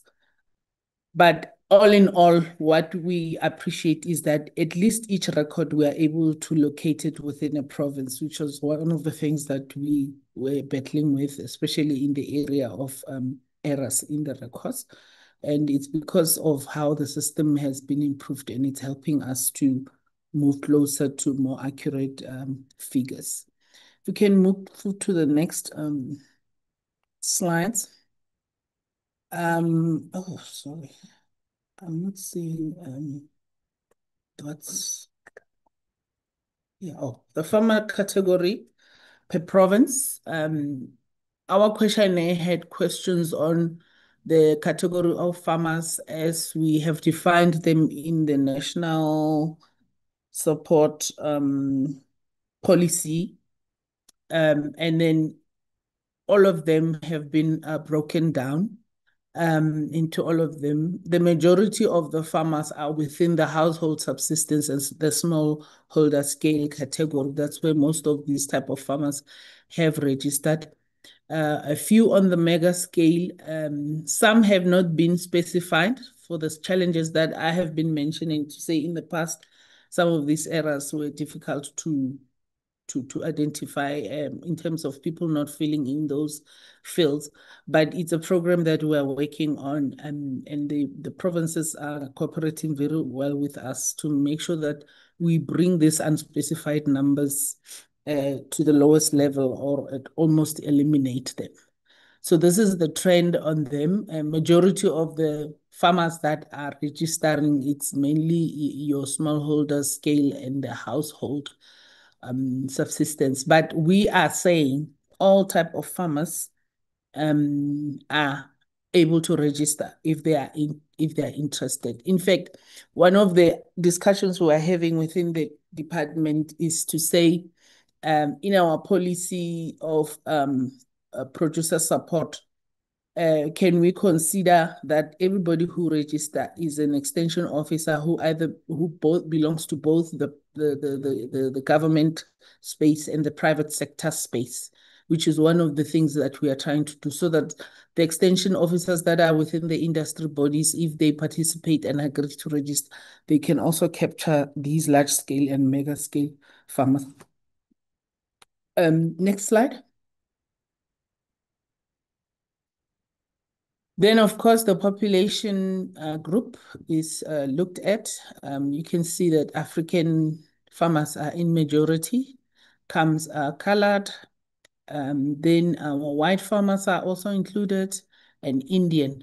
And then we have that one of not specified, which we are also, as I explained, working on correcting. Next slide. Come gender, male and female. What stands out for me in this particular trend is that we have quite a large number of female farmers happening around Gauteng compared to most other provinces. I think there is some kind of a trend also in Mpumalanga and in Eastern Cape, where female farmers are in majority. So it's a very encouraging thing. I think it's based on experiences and what the trends are in terms of accessibility to land for women, maybe young women as well. So this is the picture that is reflecting at the moment. And we are in the process of, when we are increasing the numbers, expecting that trend to keep showing a different picture, especially when we are now going to encourage those large-scale farmers to start registering, should there be interest there. Because this is supposed to be a national instrument in which all the farmers can be included, especially because this farmer register in some of the forums that we engage with, they see it as a tool to encourage farmers to register so that they can always be known in cases of support, particularly our large-scale farmers have problems of disaster, diseases, floods, and they need assistance. So then they can be traced and identified in the farmer register for those purposes. Next slide. Yeah, so that is in summary what it is. We are still on a path to make sure that we come up with a good comprehensive report where each province details can be put in a chapter. And then until we polish out this and we have some of the issues within the department ironed out in terms of what should happen, then we can be able to deliver a more clear and detailed information. Thank you, colleagues. Thank you, Honorable. Thank you, Mayor. And just to indicate and emphasize that in that space during the period, we have moved from a number of 164,000 to 209,000. DG, I submit to you. Thank you. Okay, Mekomape, thank you very much, DG. I see Honorable Trollip. Would you like to come in? Yes, thank you, Chair. Just in layman's terms and in one or two words, can the presenters explain to us why we want to have a farmers register? That's the first question.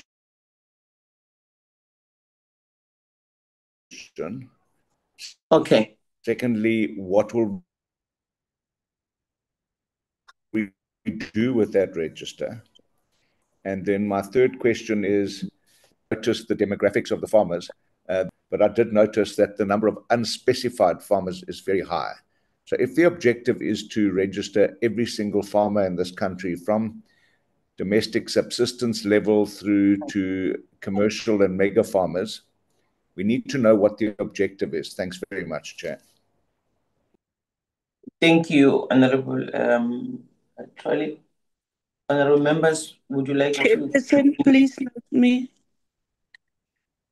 Honorable Aris, Honorable Mklitama, and Honorable Mtetwa.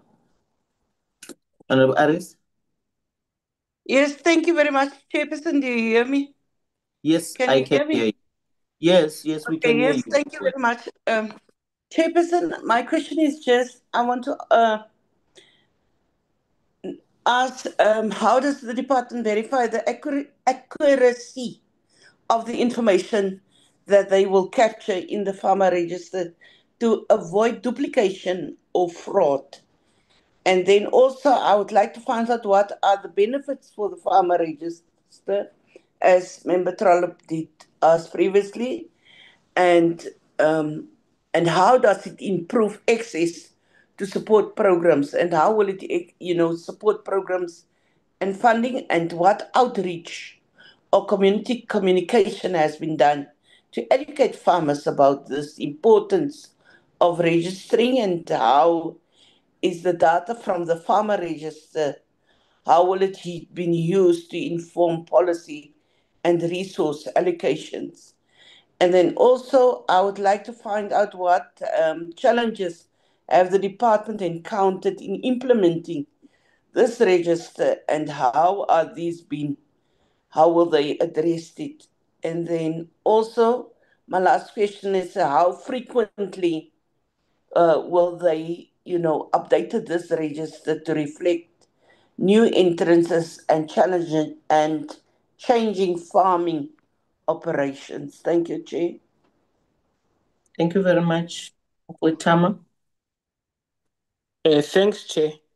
Yes, also on the question of the rationale for the registration, it will be important to hear from the department. Secondly, on the targets, we know that it's about 2,500,000 small-scale farmers. And the target being set here is 400,000 registration. Now, my question is, this target is to be achieved by when? Chair, I must just raise a concern that registration and non-registration could create prejudice against those farmers who are not registered in terms of state support. So there must be some clarity as to the implication of not being registered to understand the total reasoning for this program. Thank you, Chair. Thank you very much, Honorable Mthethwa. Yes, thanks, Chair. I noted here to say what are the prerequisite features for you to then deem that to be a farmer. Why? There is a trend I've picked up that most of other racial groups, especially the white race, have moved into the farms and they are using them for both residential and also for farming purposes. So as a result, so there's a dual usage of the same space. So in this case, what would you then deem as a farmer? Is somebody who stays there, or is a farmer? Because some of them I noted they are dormant.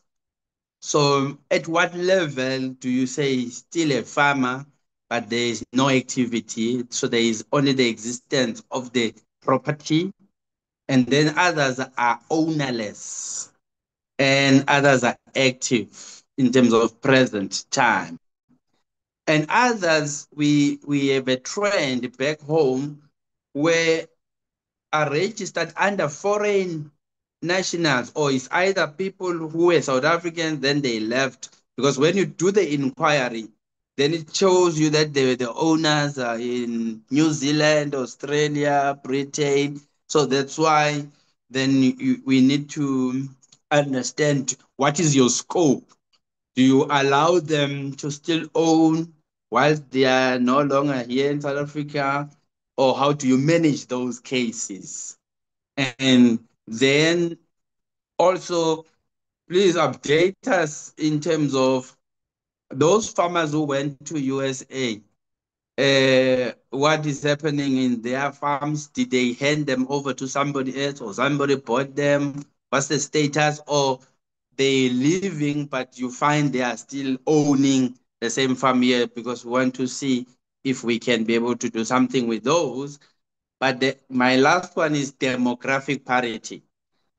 You need to have a column where, in terms of demographic parity, there is also another aspect of the size of what they are owning is not the same, so that we can be able to pinpoint, as you do demographics across the board, to say who are owning the lion's share of these properties. Is it racial? Or is it demographically equitable, if not equal? So that it helps you when you do the redress of the imbalances of the past. You can take into consideration to say, hey, I see a lot of trend where a particular race is owning more than another. And so that we balance, since we are in a democratic dispensation. Thank you. Thank you very much, Honorable Mthethwa. Mekomap, you want to come back in?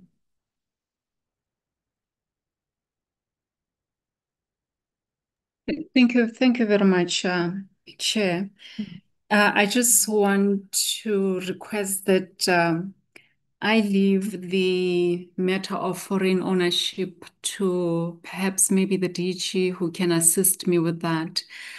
And again, with the question of the farmers in inverted commas who went to the USA.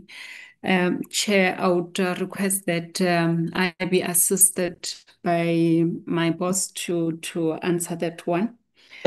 We have taken note. Okay, Mekomape, it's fine. I should have said that before that you can leave that. I'm not even very sure if the DG, your boss, will be able to respond to that. You can take the ones that are relevant to yourselves and your team. Thank you very much, Chair. In essence, Chair, when it comes to Honorable Ntetwa's questions, there were quite I would take the comments that he made, the guidance that he provided with regards to the size of land and leave the rest to for assistance. And just on the rationale of the farmer register, as the Department of Agriculture, we provide various assistance to the farmers. Some farmers would require to, they would be exporting a particular product. Some farmers would be requiring certain services from the department. That is the reason why we have the farmer register, so that we can have a comprehensive idea of who is available in the sector, who are we supporting, and the kind of services that they would require from the department. That is of critical importance to us as the department. And that will touch on the benefits as well. If we know that we've got smallholder farmers in a particular area, and this is the commodity that they are producing, then we will know the kind of services that we can provide. And also, when we talk about smallholder farmers, we're talking about the issues of aggregation. We need to aggregate. Some of them will be on small hectares of land. And if they are aggregated, we know that there is a market for a particular commodity, and we aggregate them such that they are able to service a particular market. Those are some of the benefits that can come out of the having this farmer register, the farmer register. To Honorable Mkitama, with regards to the target of 400,000, we are talking about the farmers, 1.2 million figure that the Honorable has provided us with. It's the households. So there we are talking about a plot, let me say a plot, a particular area of land. And then with 1.2, in that particular plot of land, how many people are involved? That's what takes the numbers to 1.2 million and odds. And Chair, with regards to Honorable Trollip, I'm afraid we have we had a little bit of a challenge with hearing him. I had the last bit when he talked about the category that is unspecified.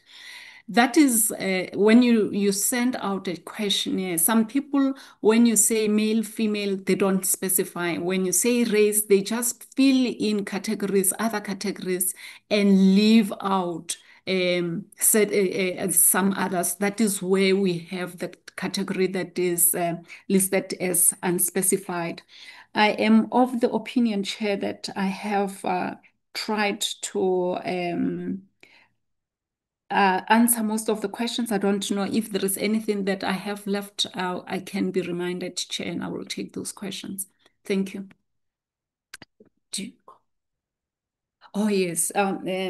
on communication to the farmers, as we have indicated, Chair, that communication with the farmers, it's a joint effort.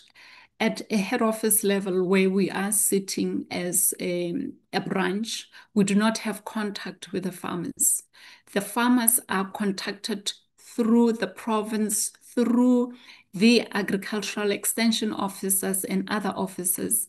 And as I have indicated earlier on, actually the DG has indicated of the sessions that we had through with the HODs, and this is work in progress, Chairperson. Thank you very much. Is there anything that you'd... can I hand over to you, Mayor Matsi, if there is anything that you'd like to clarify that I left out? Mayor Matsi. Okay. Dear Honorable Chair, on responding to issues of frequency, because this is still a developing work, we register farmers as and when they require to be registered. The system is accessible to the provinces and the extension officers. So anytime there's a need to register farmers, they comply and go and register the farmer.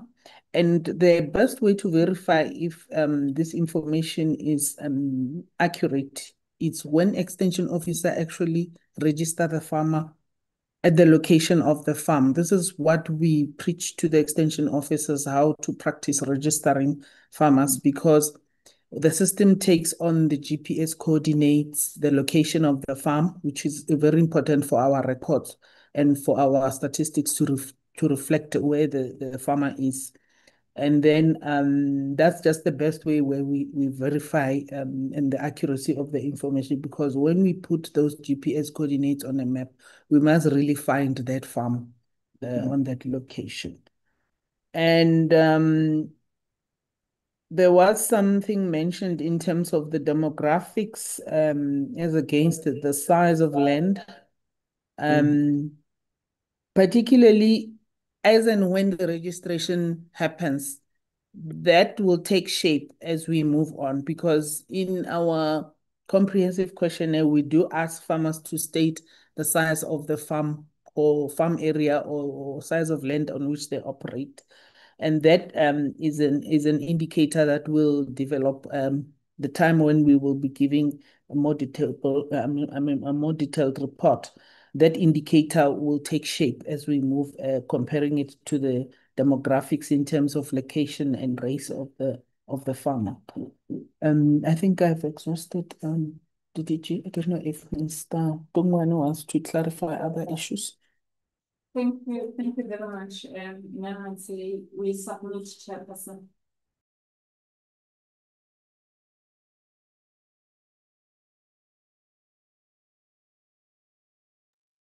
Thank you, Chair. I've been volunteered for two areas around land ownership. That topic on land ownership is currently a subject of discussion at the IMC on land and agriculture. There is an attempt to look at this vexing question around land ownership, foreign land ownership, let me say, as the current law now currently allows for residential, commercial and agricultural land ownership in our country. There are various ways in terms of how the IMC is looking at this, and I think as and when the IMC has made a pronouncement, this will be also be shared with Parliament. This matter is currently with the Department of Land Reform and Rural Development. I'm just saying this knowing where we were during the process in terms of engagements, and it involves quite a lot of stakeholders in terms of how this is being looked at. On the second matter of those who went to the US, I do not have any information on those who have left, Honorable Chair. Thank you very much.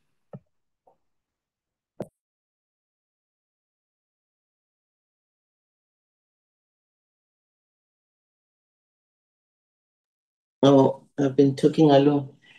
Thank you very much, DG. I knew you would not have that response, and I think Honorable Teta was taking a chance there. You're taking a chance. Albertina, can you bring back the agenda and then we allow the DG to continue with his presentations?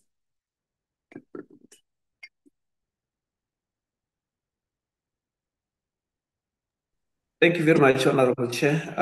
We have got a presentation that we are going to make on the National Food and Nutrition Security Plan.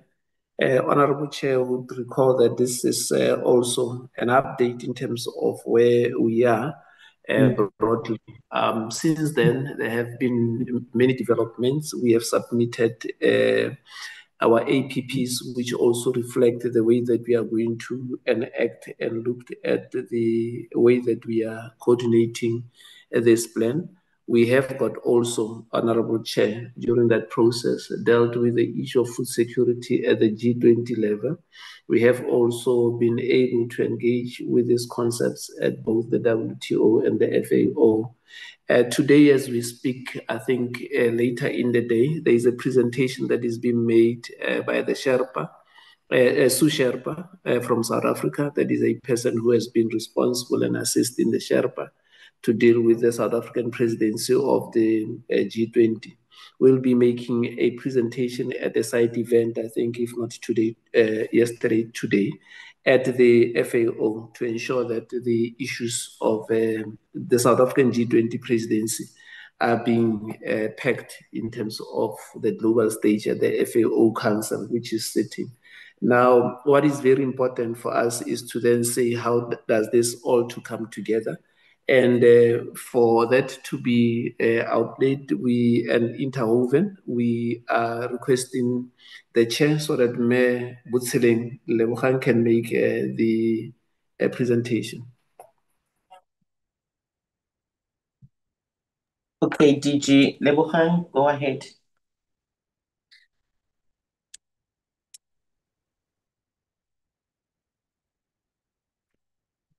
Thank you very much, DG, and good afternoon to you, Chair, and honorable members.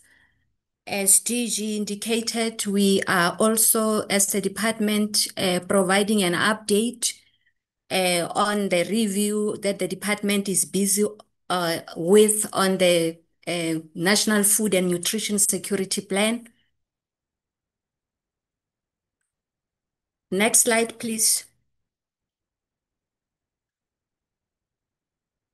We are here as a department, honorable members, for two reasons. One, as per the request of the committee, we are providing progress that the department has made in as far as the National Food and Nutrition Security Plan of 2025-29 is concerned. And as part of our presentation, we will highlight areas of consideration as we will be consulting our zero draft of the plan. Next slide. Just a short context where we are, what got us here as a department to be reviewing this plan is around the years 2018 to 2023. The department concluded an evaluation that was specific to look at the impact of the current plan that we're busy implementing to see the impact thereof. The report that we got at the end of 2023-24 in as far as the impact of our current plan is concerned, among others, highlighted the following, that the department should commence with the next iteration of this plan by revising the current plan to take into consideration the current landscape of the food security globally, regionally, and in the country. And of focus again, the report recommended that we update the theory of change of the current plan and focusing mainly on the situational analysis, considering that there would have much that has evolved in the sector, and focus also on the enabling processes. Of also focus was the institutional arrangement and capabilities that drive food and nutrition security in the country. And the other recommendation was developing a detailed implementation plan of each of the strategic objectives of the plan. Our current plan had many strategic objectives, a total of those that were looking at various areas of food and nutrition security. So the recommendation was saying, in as much as those plans focus on various areas, there is a need of a detailed plan that will talk to each of those strategic objectives. And we will also, as per the recommendation, identify priority actions that can be considered for each plan, unlike just doubling and clubbing them all together at once, and to incorporate a holistic system approach on the food and nutrition security through the inclusion of other stakeholders that were deemed to have been forgotten in our current plan, and those include the informal sector and urban food systems. The next slide. In our last presentation to the committee, our focus as the department in what we would have we presented to have done was the theory of change. And we are pleased today to say we have since gone back to go and refine that theory of change, and refining it not only ourselves as a department, but we included in the main the key relevant departments, the Department of Social Development, Health, COGTA, and Basic Education, and our 9 provinces and municipalities.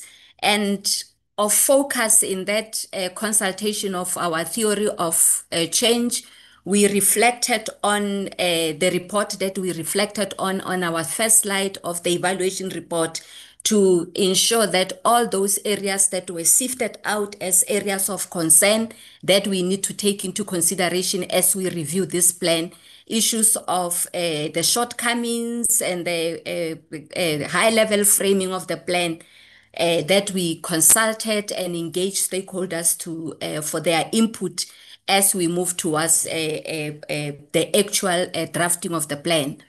And that theory of change was also taken to not only the government, like we indicated, we also consulted even outside the public service space.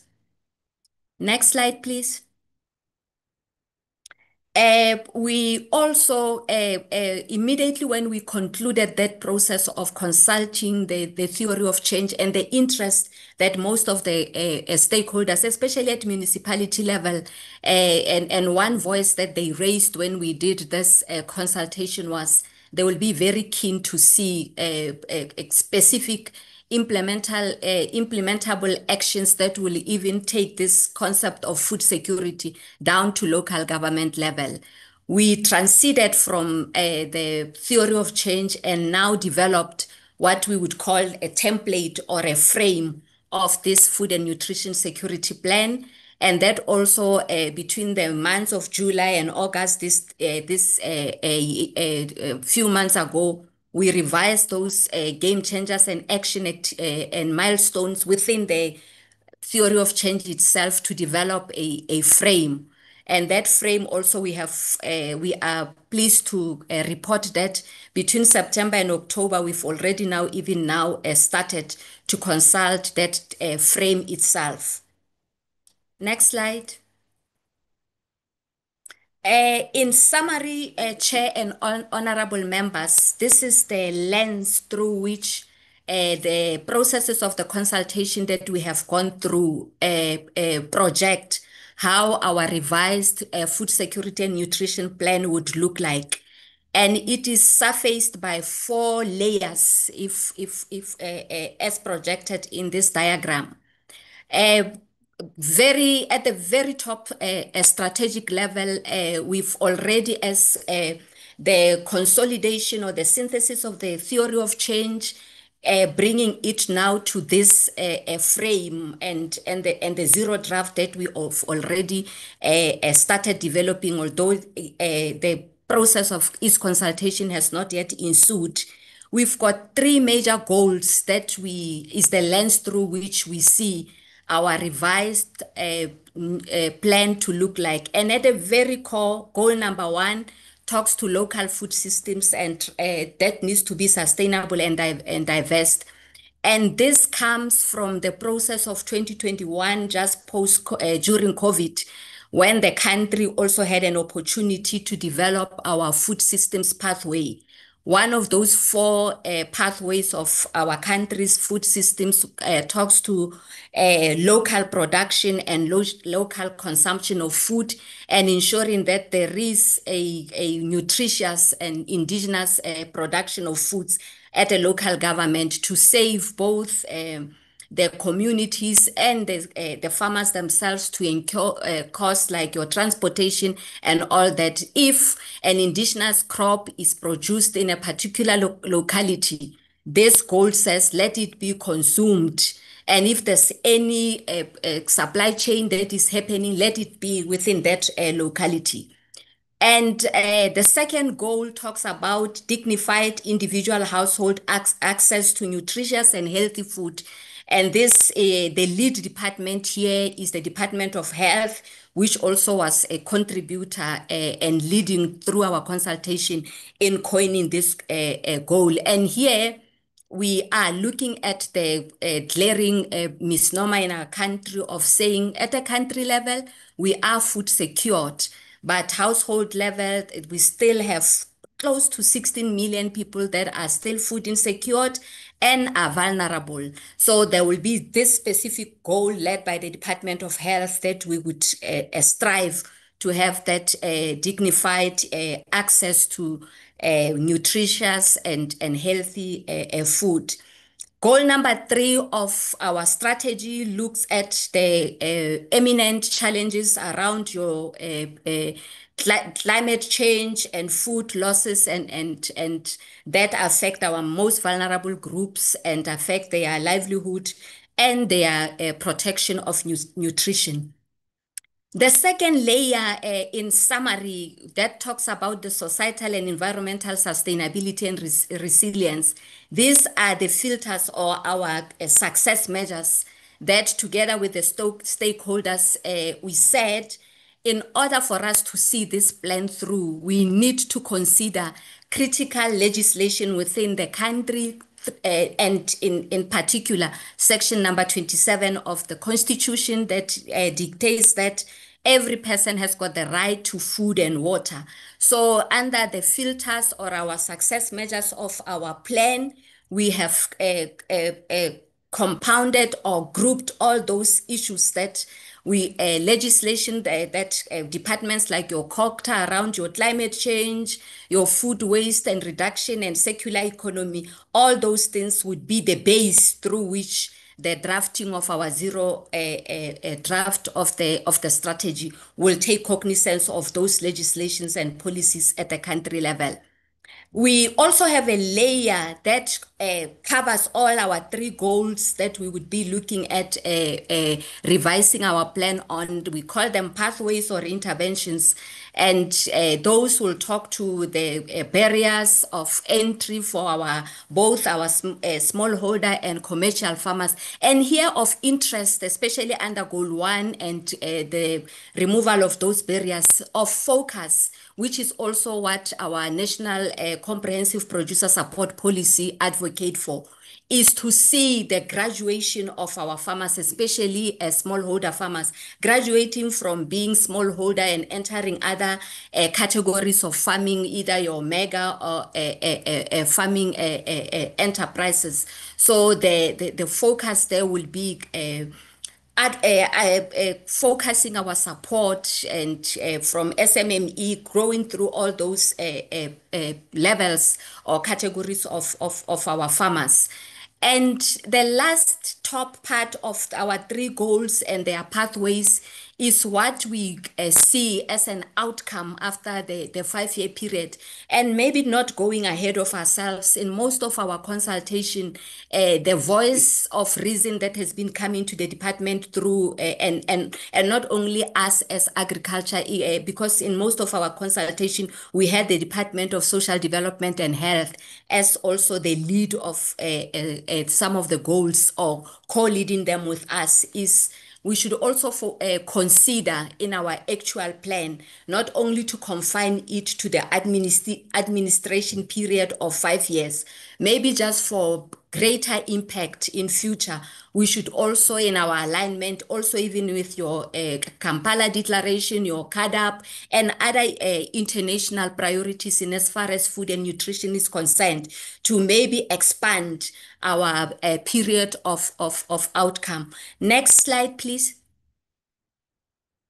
Here, I will not spend much time here, and one of the change in the landscape, like we indicated, was the introduction of our 4 pathways in 2021, and we are saying to honorable members that the 4 pathways, especially number 1 that talks to that local production and consumption of food, the private partner, public partnerships, and the inclusive of not inclusive, sustainable and competitive value chains, we will incorporate, and they will be also embedded in our revised or reviewed plan. Next slide, please. The DG, in his introductory comments, Chair, indicated that we would not, as a department, want to lose an opportunity of the outcome of the South Africa G20 presidency. In as much as the department led 3 platforms in as far as G20 was concerned, being the Agriculture Working Group and the meeting of the agricultural chief scientists, there was also a specific focus on a task force that was looking at food security. And on the 19th of September 2025, there was a declaration that was adopted that specifically looked at issues of food security. And we are here also to give assurance to you honorable members that we will use an opportunity as the department of us having this chance to review our food and nutrition security plan, to say, in as much as we commit to embed it to the food systems pathways, here is another opportunity also of incorporating the outcomes of G20. Next slide.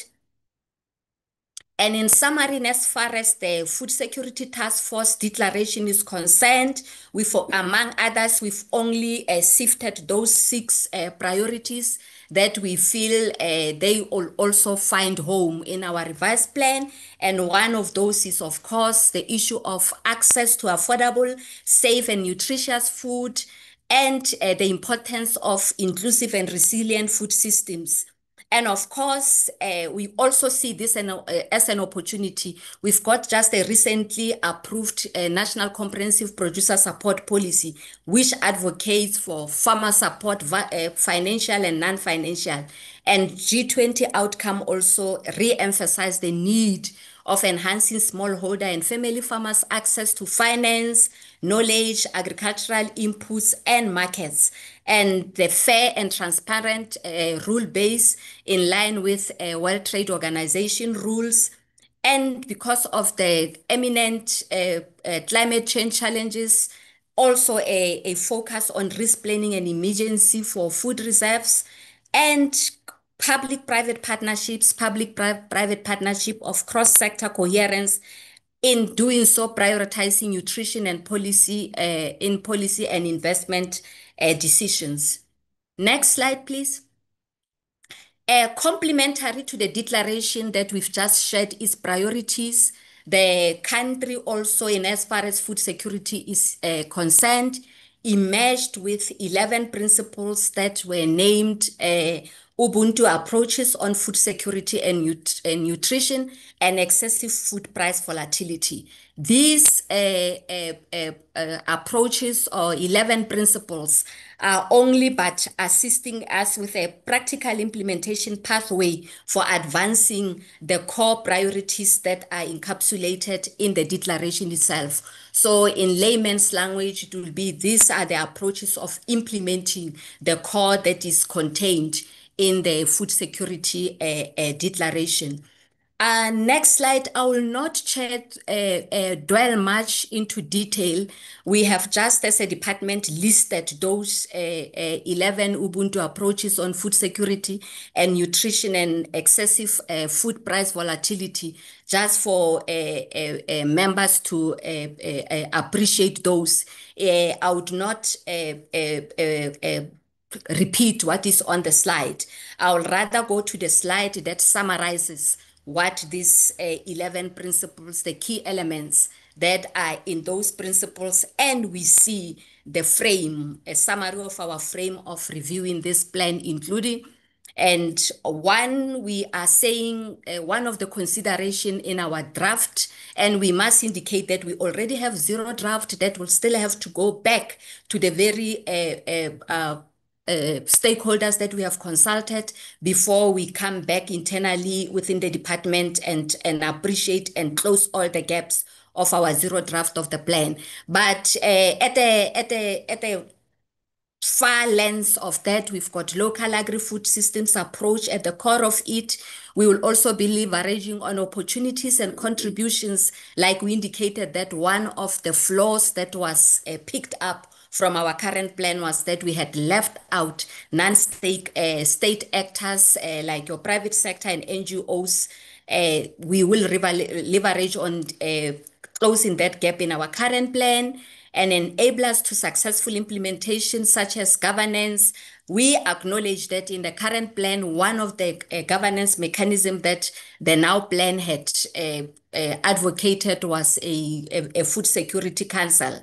So we will still here come up with other enablers and strengthen those governance mechanisms that were suggested in the initial plan. The resourcing of the plan, very important. One of the focus in the current plan is that there's going to be a section that would focus on how will government resource this plan in order to mainstream it and show its full implementation.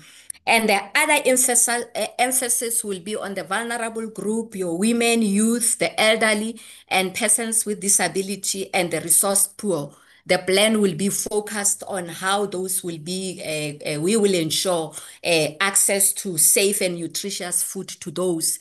And of course, like we indicated, we will align this to the Global Food Security. DG had already just indicated that as part of the Food and Agriculture Organizations Council this week, there is also a focused side event looking at the South Africa G20, but food security as one of those discussion points. We will also come down to the region, align our plan with your Kampala and your CADA priorities, our food systems pathways at the country level, and the G20 Food Security Task Force outcomes will also be embedded.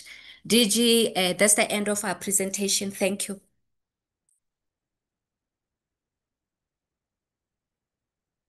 We submit, Honorable Chair.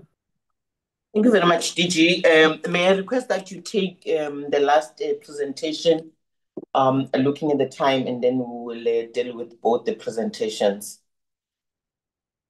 in the discussions.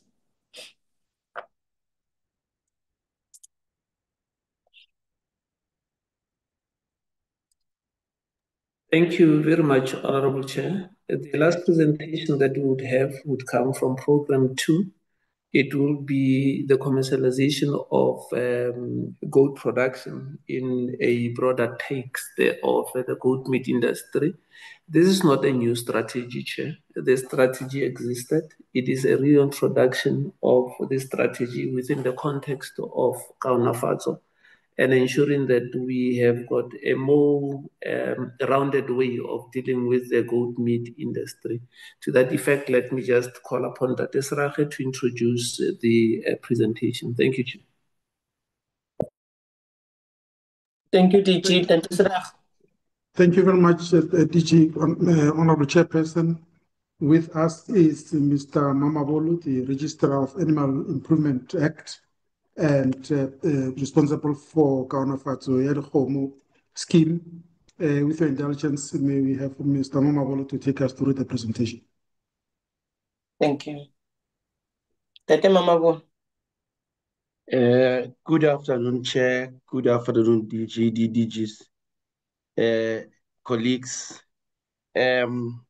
Yes, indeed, perhaps it's important to indicate that the Kaunafatso ya Dikgomo is one of the animal recording and improvement scheme that is that funds its cue from Section 20 of Animal Improvement Act.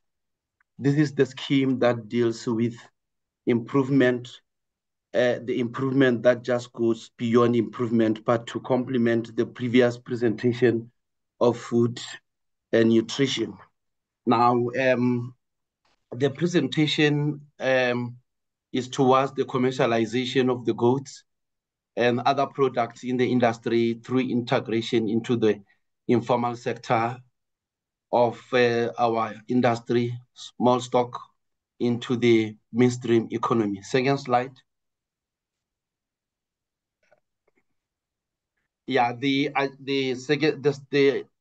program is outlined as following: the background, the NMC Section 7 report, and previous good projects that we had, and the aim of this initiative and the strategic interventions to work together with work packages and activities, a budget which is also not indicated, but it will be put according to each and every item that is required to ensure successful implementation of the project, and the outcomes and the key impacts that are expected out of this presentation. Next slide.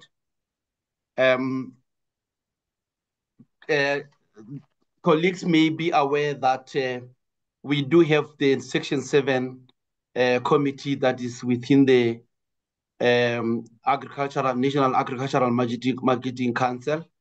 This is institute that helps the department in terms of the advice in terms of marketing of agricultural related activities.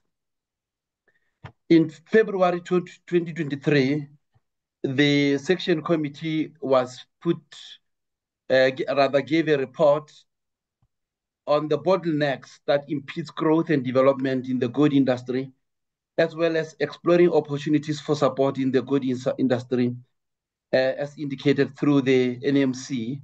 And in this process, it is important to indicate that indeed NMC did a sterling job. The Department of Agriculture and the stakeholder, in this case farmers, were from different provinces, were part of this study. This included, of course, number of farmer organizations, NALFA, NERPO, which is now NALFASA, the livestock auctioneers, the other commodity organizations that are in the hands of the state, like Harikit in the Northern Cape, Mohair South Africa, and Red Meat Industry Services were part of the team that was put together and consulted at different levels to come up with a resolution to deal with the goat commercialization in South Africa. Second slide. Addition to this background is that the industry is underdeveloped, with most goats marketed as live animals. And perhaps it's very important to mention from the outside that the word underdeveloped must not be linked to the profit that arise from the farming with goats. there's indeed much profit that the farmer accrues to the farmers. Unfortunately, it's mainly through live goats. So the industry is not as developed in terms of secondary level as you may think of leather, you may think of fiber, and so on and so on. But it does really bring much livelihood to the farmers. This is a small percentage of national heads that is being slaughtered through the abattoirs. And this relates to the history being that as much as we now want to deal with the agricultural agro-processing master plan, it's always important to look back as to why we are consuming goat in this fashion as opposed to other commodities. If you look around the region I'm looking at the Southern African Development Community, our neighbors consume a lot of goats, while South Africa consume a lot of mutton, and the goat's meat here being chevron, it mainly relates to the history of Second World War, which is not important for discussion at this stage. Now, the demand of our goat is so small, it's even rather complemented by the import from our neighboring country, being Namibia. This really should bring a question to say, so we import, but the industry is not very well developed. This talks more of the demand that the industry really seek to be able to achieve the required level of commercialization across the board in line with the AMP.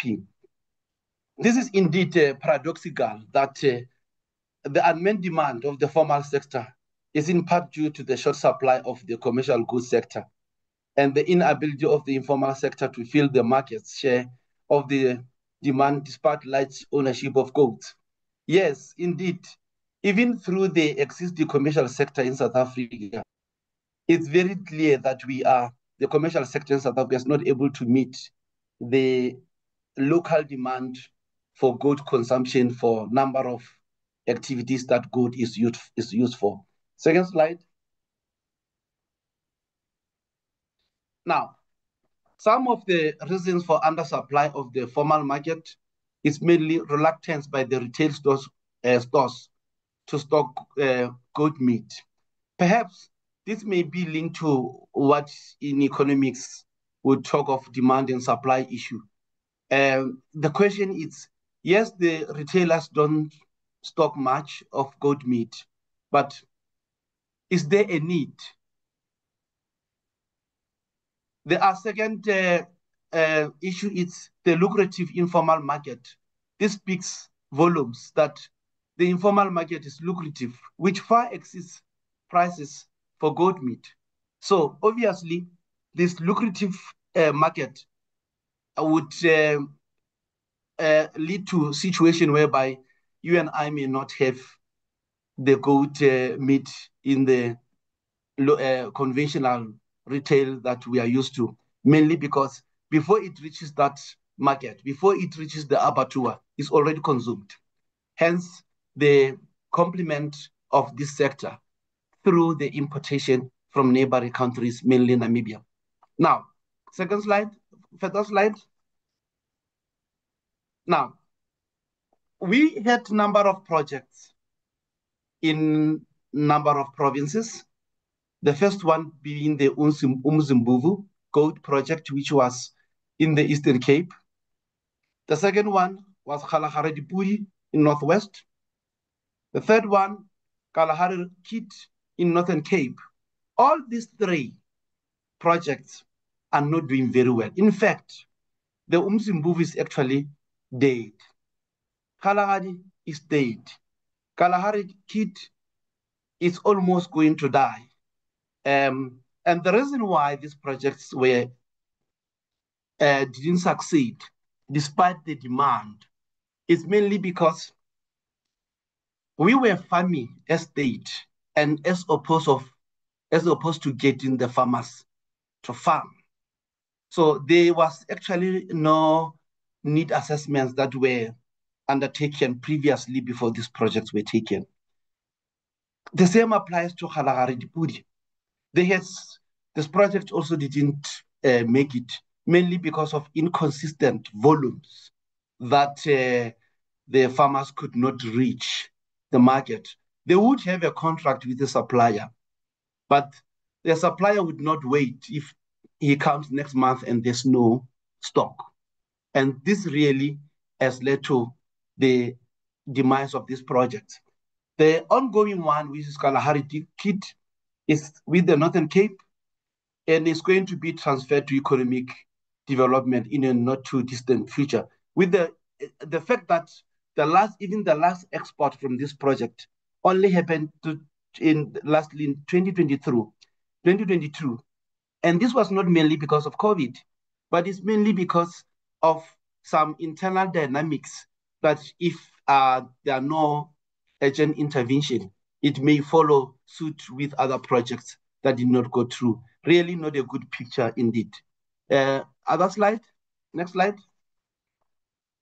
Now, we know that there's been some consultation with the Bureau for Food and Agriculture Policy, that's BFAP, to look at the whole picture about the goat value chain.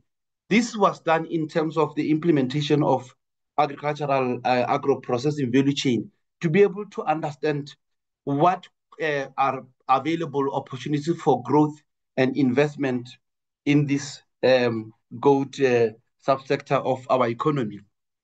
This slide indicates that we do have 970,000 goats in the hands of commercial farmers. And with about 8.3 billion proceeds that could be realized from goat enterprise. But to be able to deal with that, it is important to aggregate different sales of aggregation and incorporate the issues of processing and the marketing. But without going deeper into each and every part of the slide, the picture that this is trying to portray is simply to say, yes, indeed, it is possible to make our country self-sustained in terms of goat supply. But that in itself is not possible without integrating it across the formal value chain, which would include youth, which would include women, which would include animal health, include the issues of animal identification, and include the issue of addressing stock theft, to be able to ensure that the goat from conception reach its desired level of the product in terms of heights, in terms of having the product as meat on the value chain, on the retail shelves. But all this would premise on a very robust breeding programs. Hence, DG indicated that this is one of the projects that is being dealt with through the Kaunafatso ya Dikgomo. To date, it is important to indicate that the marketing of goat, we are executing it through the auctions with lot of benefits that accrue directly to farmers. And unfortunately, it still doesn't answer the question of how best and when are we going to have it on the shelf. But the demand is there.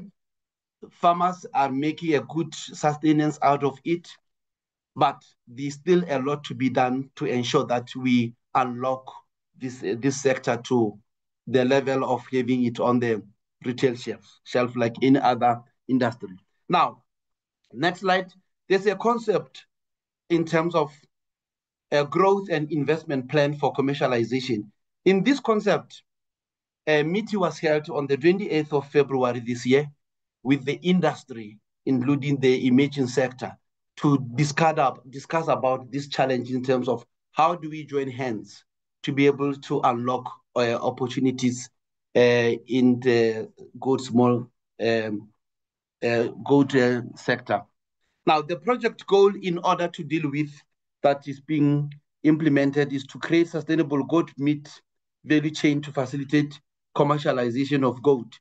Obviously, again, this commercialization must not be read in a harsh sense of leaving the fact that the rural majority enjoy fresh live goat before it reaches where you and I may wish to have it at Woolworth or Pick n Pay.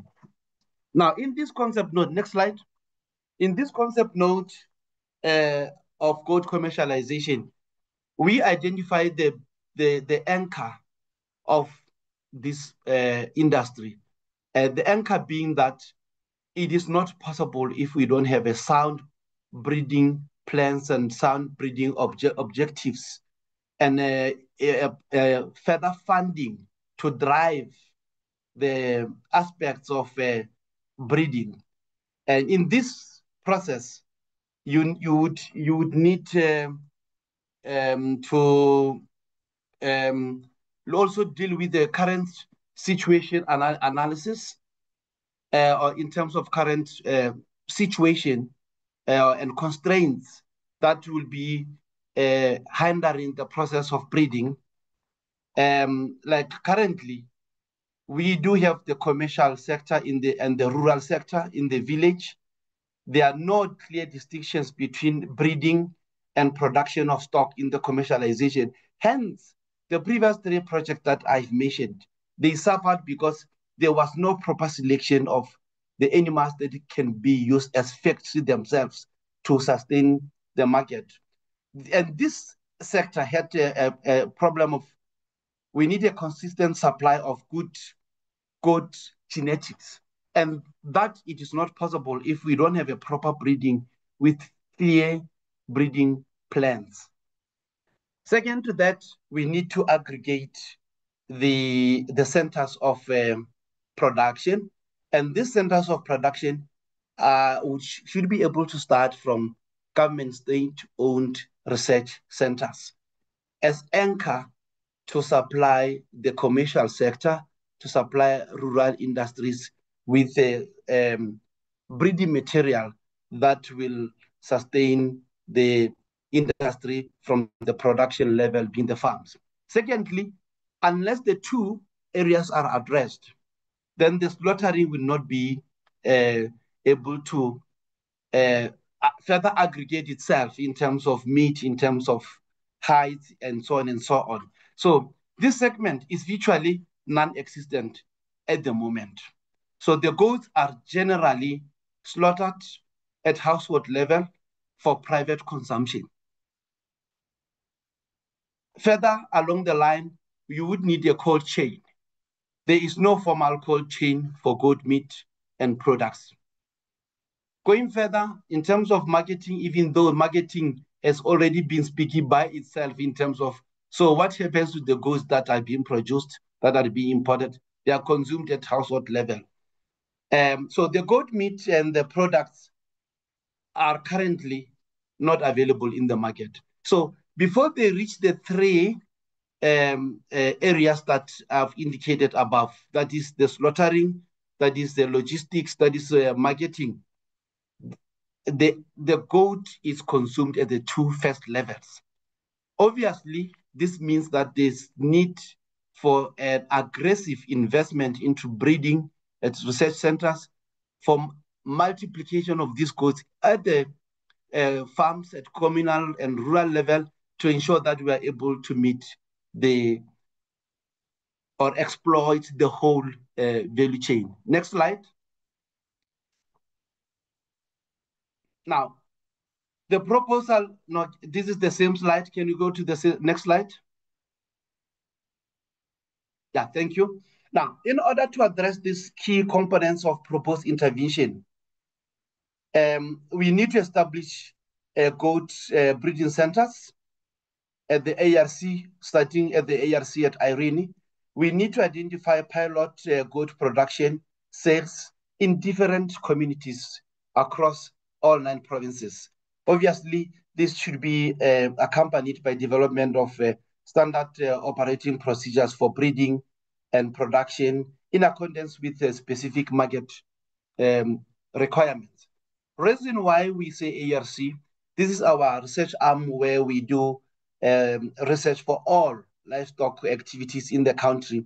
And we hope that we can expand this to help resuscitate where necessary within provincial departments, so that we drive what you call sector-specific interventions that relates to the goat commercialization. Of course, this will not only be limited to goat as an animal, it will also address other components of animal feeds at those research centers to complement eventualities like risks that may come out with drought and other feed shortages that may not be sufficient enough to sustain the market or even production itself at those production in the rural areas or on the farms. Now, in terms of further aggregation, in terms of sorting, we would need health activities as part of intervention. We would need the dispatch. We need to establish aggregation of centers where goats could be sorted. Sorting here, we mean selection to select those animals that can be used for breeding vis-a-vis those that can be used for consumption. So these goat centers, they must be certified for slaughter. They must be loaded on the trucks or any other means of transport to the slaughtering facilities. And then across the process, there should also be this health intervention in the form of head inspection and standard operating procedures thereof.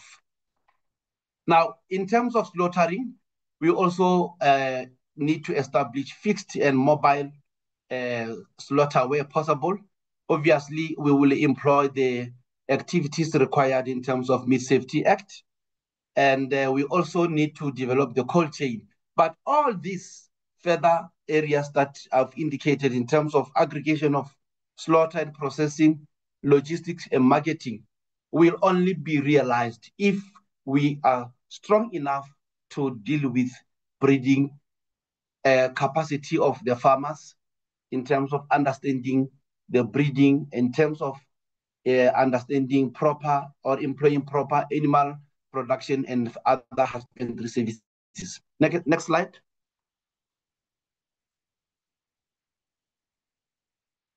Now, we as indicated, we would need to, as much as we talked of standard operating procedures, our standard operating procedure to be able to realize what has been indicated in the previous slides would be that from our internally, we need to strengthen the National Goat Improvement Scheme with the work packages that would need further analysis of the goat value chain, establishment of goat breeds or breeding activities and the production hubs, develop and strengthen the hubs and establish slaughter facilities and identify satellite farms and communities.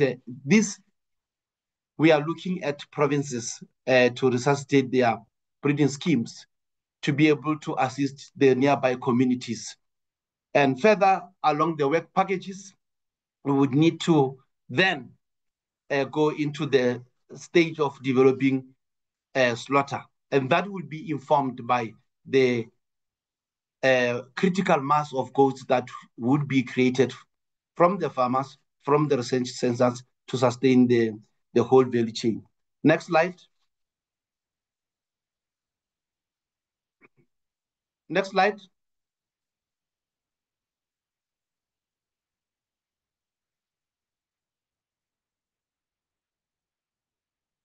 Now, the expected key outcomes is firstly, improved goat productivity through good quality breeding stock, effective technology development and dissemination. And this is where the issue of extension officers come in, effective supply chain for goat meat and products, and access to goat meat products in the formal market, and import substitution will only be possible provided the first four key outcomes are achieved, which is mainly revolving around breeding and husbandry practices. And we need then to have, we will then have a national system of innovation funded by the public and private sector. Here we are talking about our collaboration with the private and other public sector departments to be able to make a meaningful intervention into this sector. And further than this, we will also need public awareness of the importance of goat meat and goat-related products, and we then will be able to have well-marketed live goats and goat meat and related products in the country. Next slide. The real impact of all this intervention should result in vibrant rural economy, job creation and employment opportunities, improved food and nutrition security, an inclusive goat value chain, and effective utilization of livestock assets and natural resources. Here we talk to the goat, the environment where we will have to develop these goats, the grasses, we are talking of grass mechanics, the fodder flow programs that are required to ensure sustained goat commercialization. Next slide. The outline of this implementation would, in our opinion, be anchored on establishing a consortium with all relevant goods players within the goat value chain. And obviously, this should be accompanied by implementation and monitoring from the outset to ensure that we reach the desired outcome of goat commercialization in South Africa. Thank you for listening to me. Back to you, DG and principals. Thank you.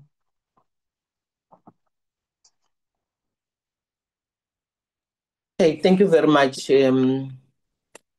Mama Pulu. Honorable members, the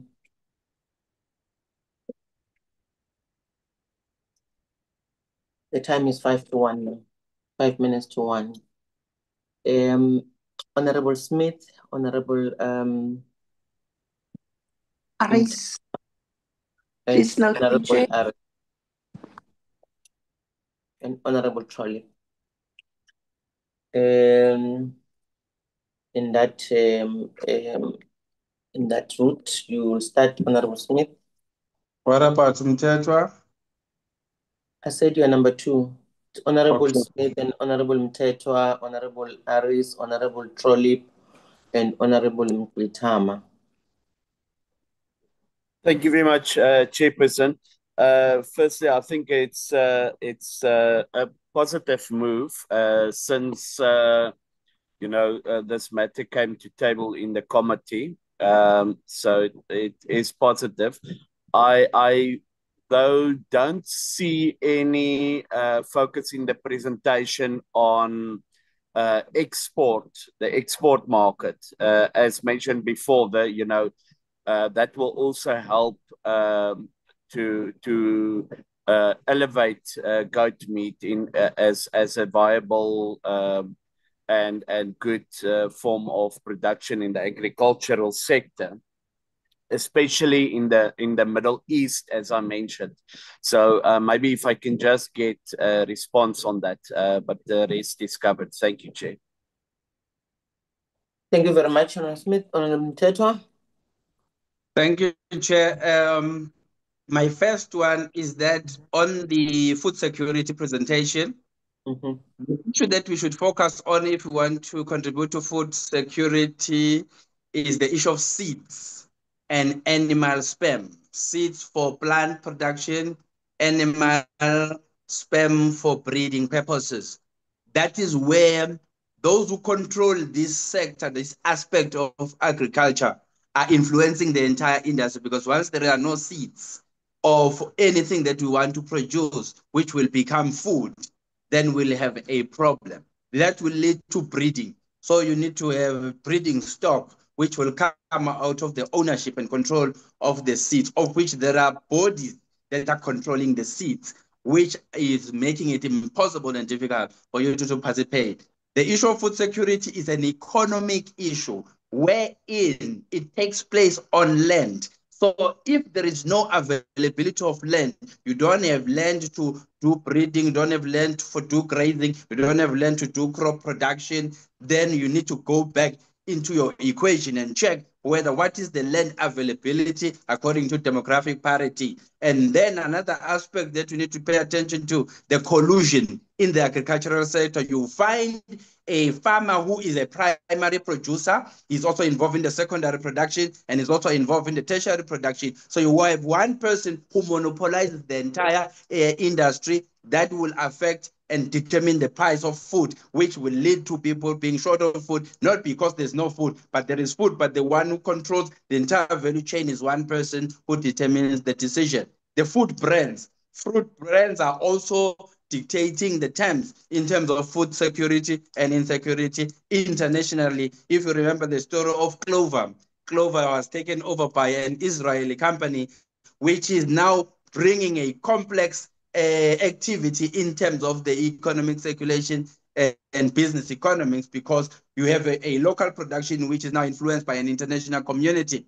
So the issue of monopoly in the agriculture for me is the main problem. That is why we have a problem. And if you want a proof of that, go and read the book called South Africa Incorporated, Oppenheimer Empire. You find this man owning 6,000 companies by 1988. 35 years later, he's still owning those quadruplicatedly. So this is the main problem that we are having here in South Africa. We need to investigate the issue of sell-by-date food, which is stored in the warehouses. All the food that is removed from the shelves, where does it go? It goes into the warehouses, but the business companies, they put an insurance clause which says that any food that has been removed from the shelf cannot be recirculated into the economy, which then leads a lot of people who could have benefited from that food because it's not expired, but it's not good for the shelf. And as it is being removed, it could have been redirected to where there are needy people. It ends up being spoiled and it ends up going outside the country. We need to look into the issue of national priorities. Whilst we want to prioritize food production, you have companies who are prioritizing job creation. And for them to prioritize job creation, that means that we must obviously interfere with the land question, which land question is a determinant factor for food production, and it is competing with your Expropriation Act, wherein we don't agree on how it should be done. And we use food security as the reason why we don't want any transformation in the sector. But going into the last presentation, who do you anticipate to buy goat meat? That question leads to another question. Where is the market survey and the review as to who needs this goat meat? Because once we have a demand of goat meat, then we can go back into the drawing board and start all the presentation that you've just given, producing a breed stock of goats that will meet the demand from the market. But you don't start backwards by starting to create and cultivate the industry when you don't know who needs it, because we don't even know how did it come about that goat was relegated into a self-sufficient or informal market where we use it only for traditional purposes. But I'm also interested into the naming or the terminology that we are using. It is saying in your presentation, the informal sector is prolific and lucrative, and yet you want to mainstream goat meat into the formal market. My question, how did you arrive in conceptualizing what is formal versus what is informal, and yet what is formal, it does not seem to be thriving in the very industry that you want to intervene, because it should have been the informal sector where it is lucrative, is what we should have used as a barometer to determine how do we mainstream that into the mainstream economy. It could be that the brands are rejecting or retailers are rejecting this because they have a specific clientele that they are servicing, which they call high-end clientele. So those are the issues that we need to look at. Other than that, I'm happy. Thank you. Thank you very much, Honorable Mthethwa. Usuke wafana Mama Bula presenter.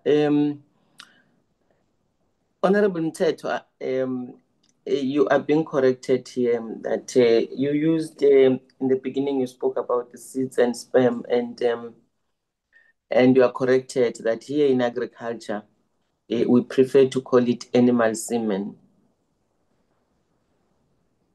Angithi Nyambos. Chair, I did say that we've entered into a scientific and technical space. I'm using my own basics of biology, but apologies for those who are offended by the terms. I will start to use semen. Okay, thanks. We have Honorable Aris. Yes, thank you very much, Chairperson. I just have a question on the National Food Security Plan.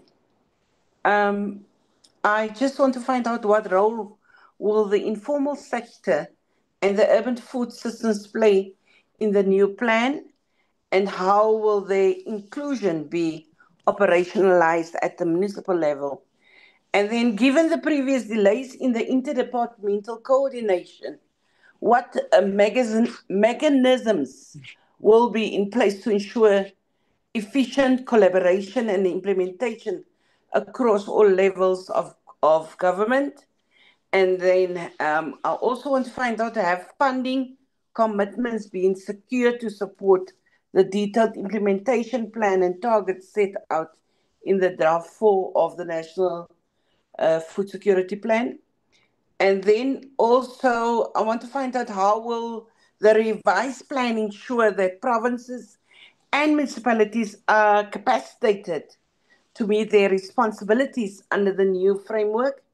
And then what specific milestones and measurable targets are included, and how will progress be tracked and reported to the portfolio committee? And then my last question on that is, what accountability measures are in place for the department or stakeholders that fail to deliver on their assignment roles within the National Food Security Plan? And then my other question in terms of the goat commercialization, I want to find out how is the department address the market access challenges for goat farmers in the rural areas, and what is the department's strategy to support the commercialization of goats specifically for emerging farmers? And are there any partnerships with private sector or export markets to scale up goat commercialization? And then the other one is also that I want to find out how is the department assist farmers, and I think this one, the previous speaker did touch on it, assisting farmers with breeding programs and improving the genetic quality of indigenous goats. And then my last question is, what steps has been taken to develop agro-processing opportunities linked to goat meat and milk and any hidden products?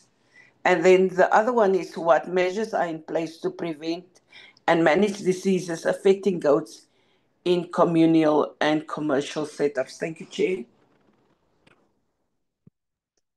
Honorable, thank you very much, Honorable Aris. Honorable Trollip.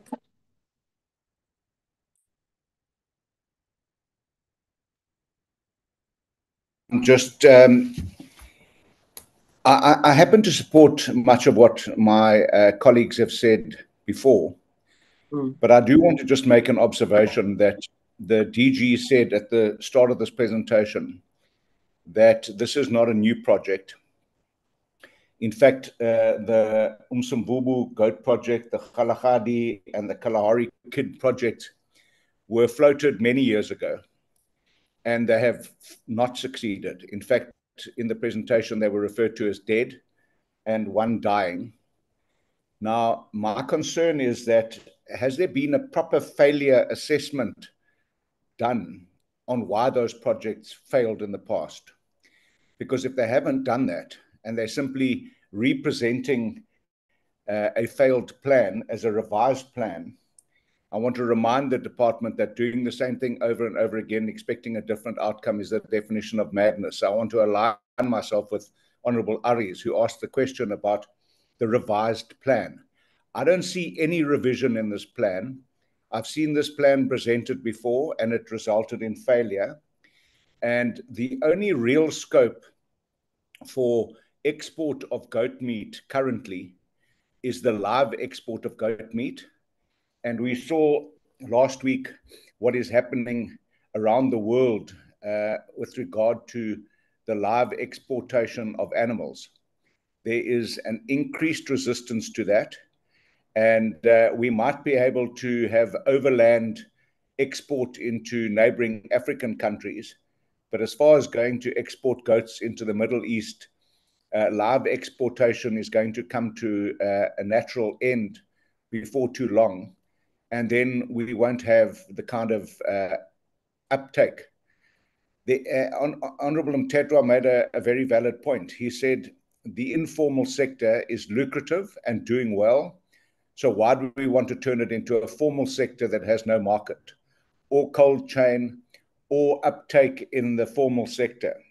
I'm afraid, Chair, that this looks like a rehashed program that failed in the past. And until we can be convinced otherwise, I cannot support it. Thank you.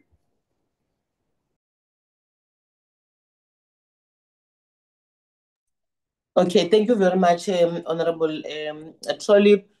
Baba Mqutha.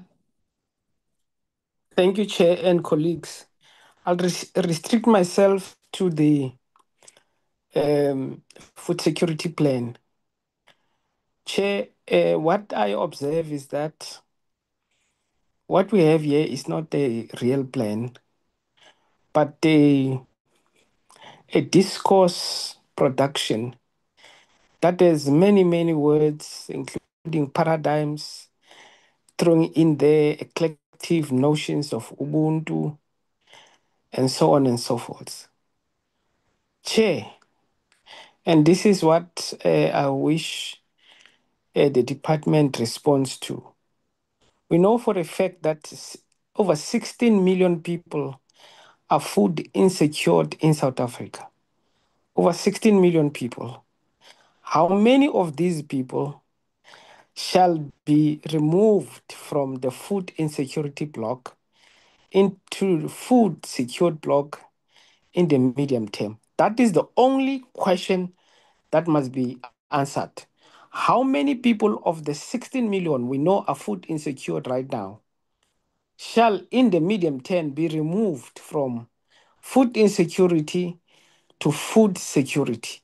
Because we must deal with the real situation on the ground. Too many of our people are without food security.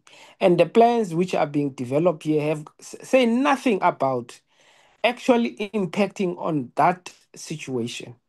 They are irrelevant, bureaucratic discourses produced to keep us busy without answering the question. So my question is, how many people of the 16 million are going to be removed from the food insecurity block in the medium term? Thank you, Chair.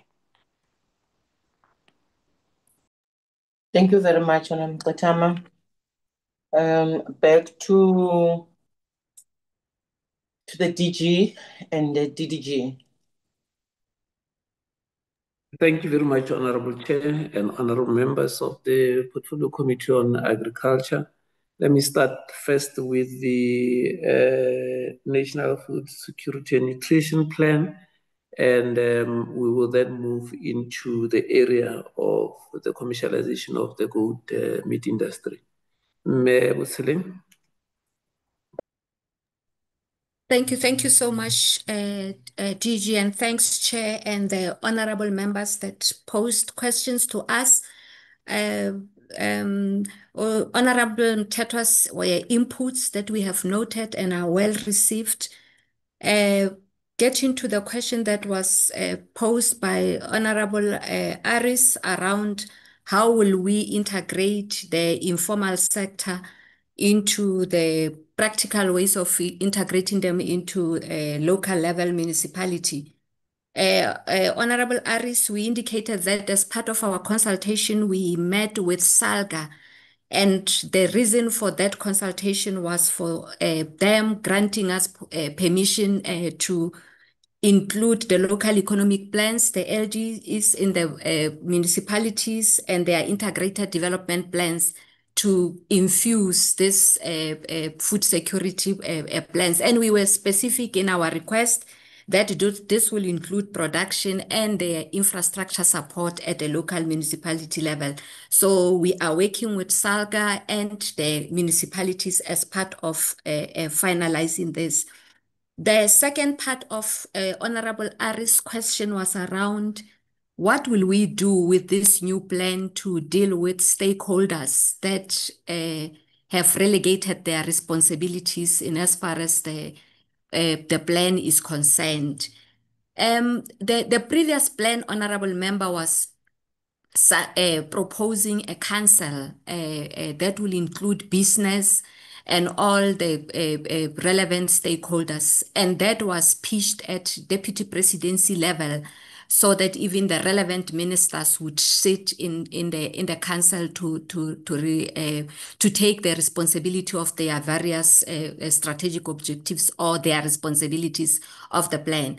And in the theory of change level and the framing that we've presented here in our consultation processes, the language or the suggestion of a council chaired at deputy presidency level for the different ministries that are responsible to take accountability is still suggested. Through you, DG, if you allow me, I am with two of my colleagues on the call, Mr. Roger Tackledo and Thulile Dlamini, to answer the question around by Honorable the one on the removal of the food security plan in the question, to assist me in responding to that, if it's allowable, DG. Thanks. Okay, it's fine. They can come in.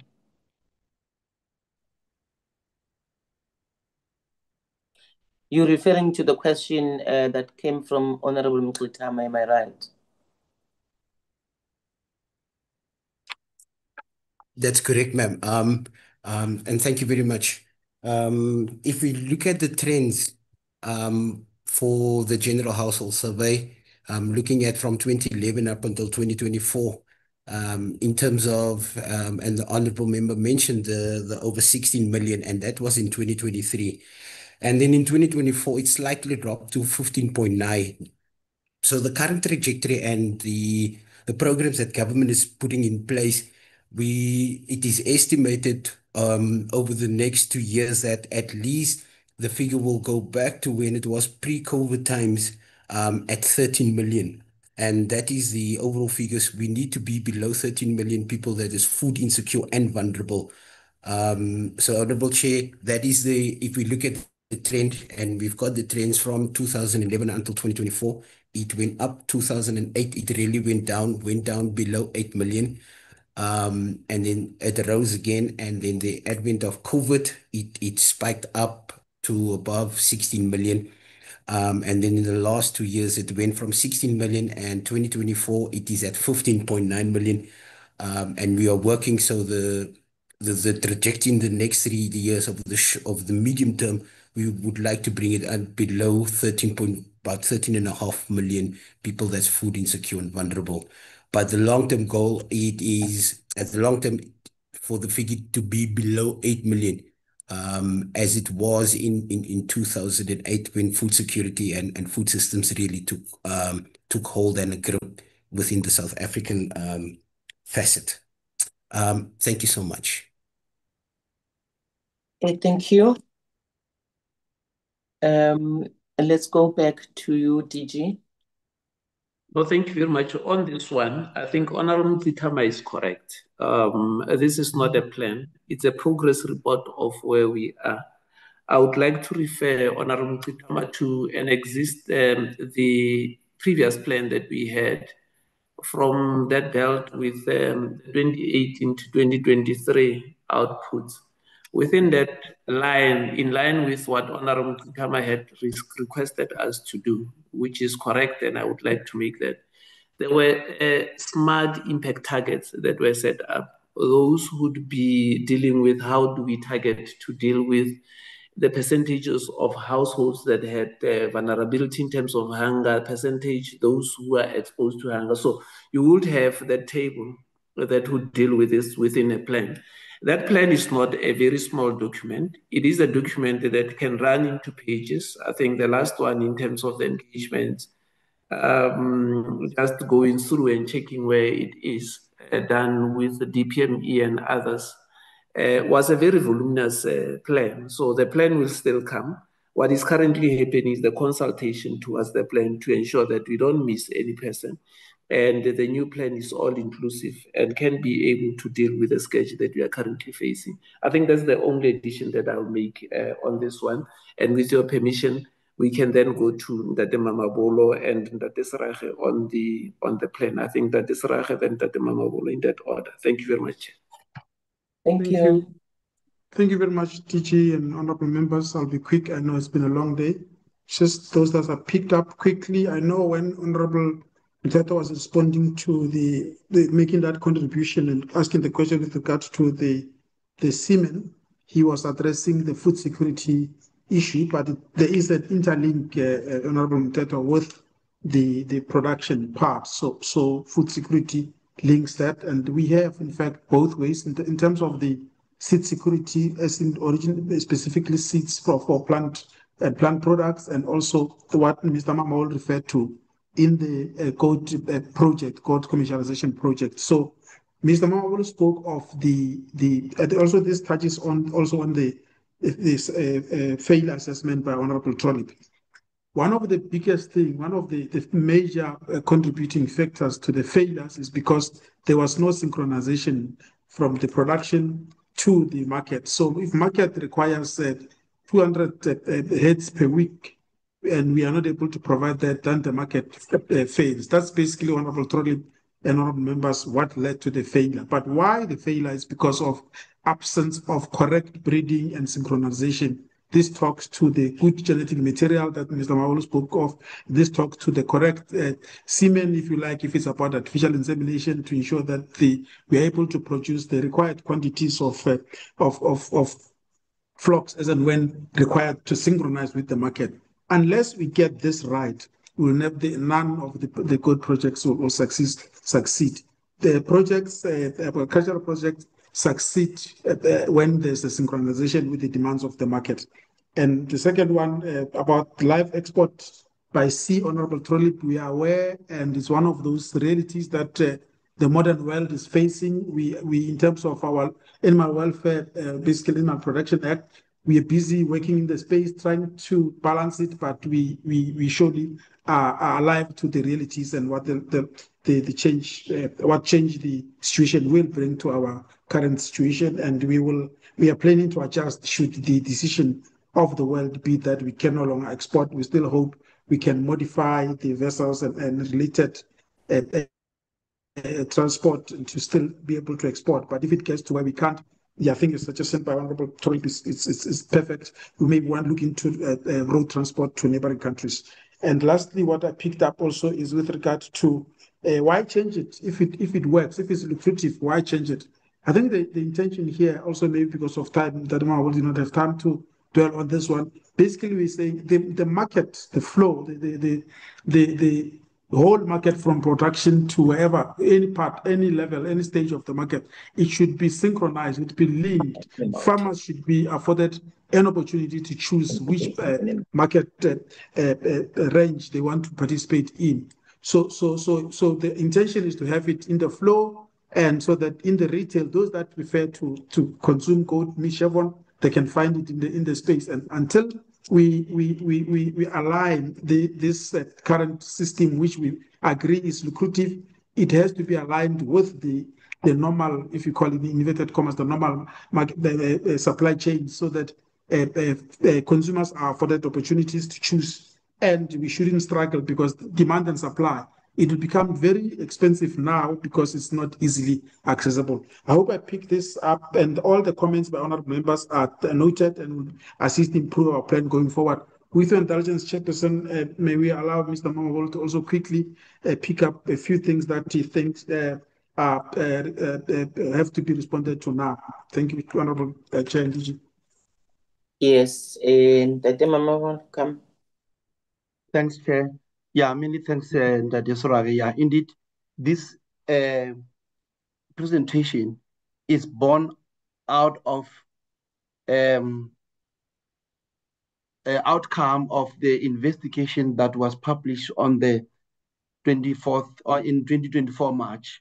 And the title of the report is Section 7 Committee Investigation on the Bottlenecks Impending Growth and Development in the Goat Industry.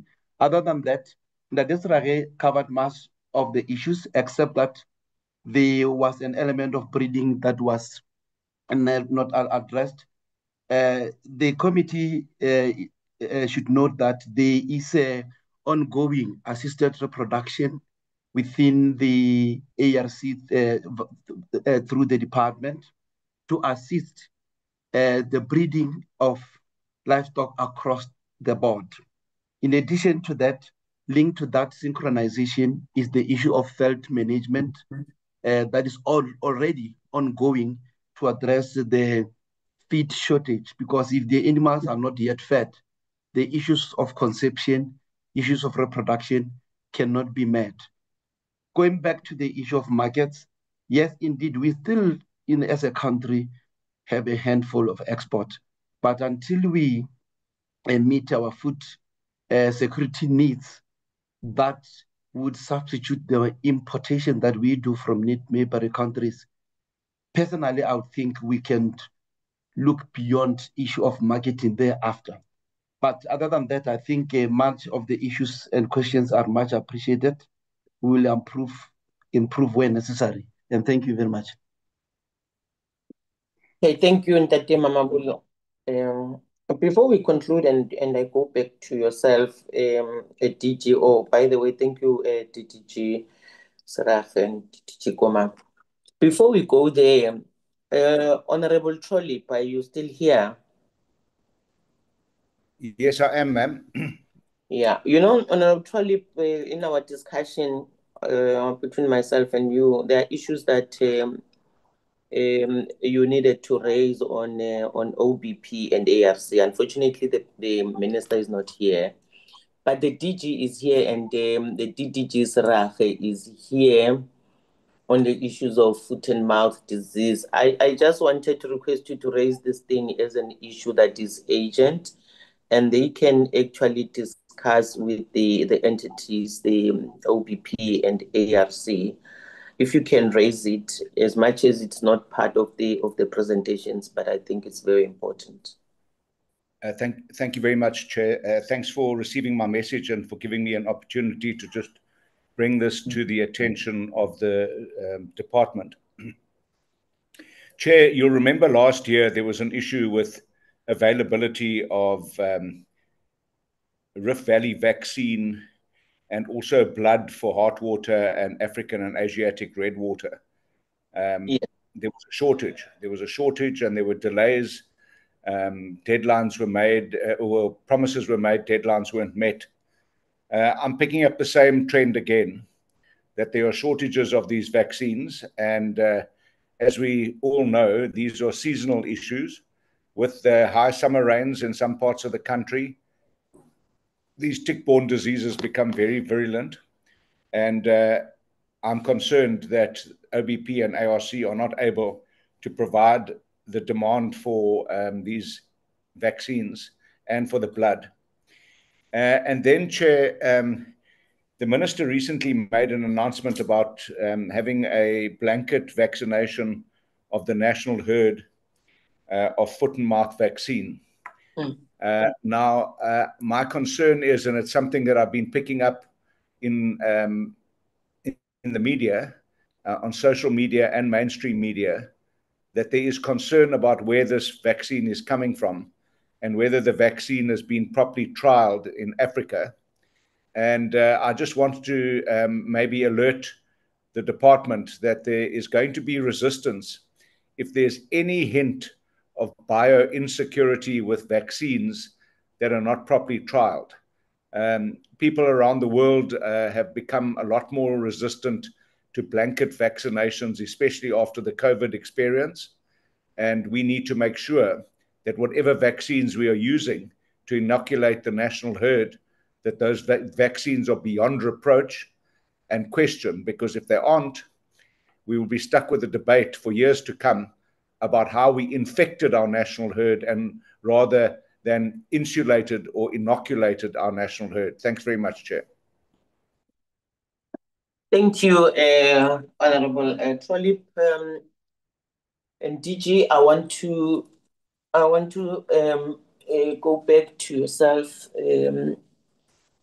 to make your remarks and, if possible, the note from Honorable Trolip.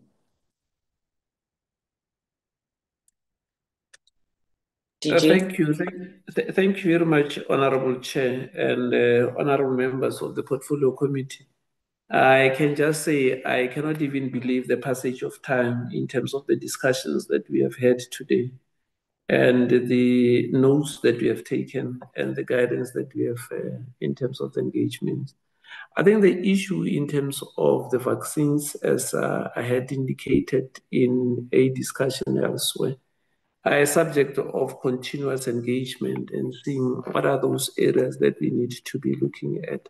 I had committed that in terms of the engagements, we will, once we have got a very cohesive indication, come back to the Portfolio Committee. I would not want to start that debate here once we are cohesive as the department going forward.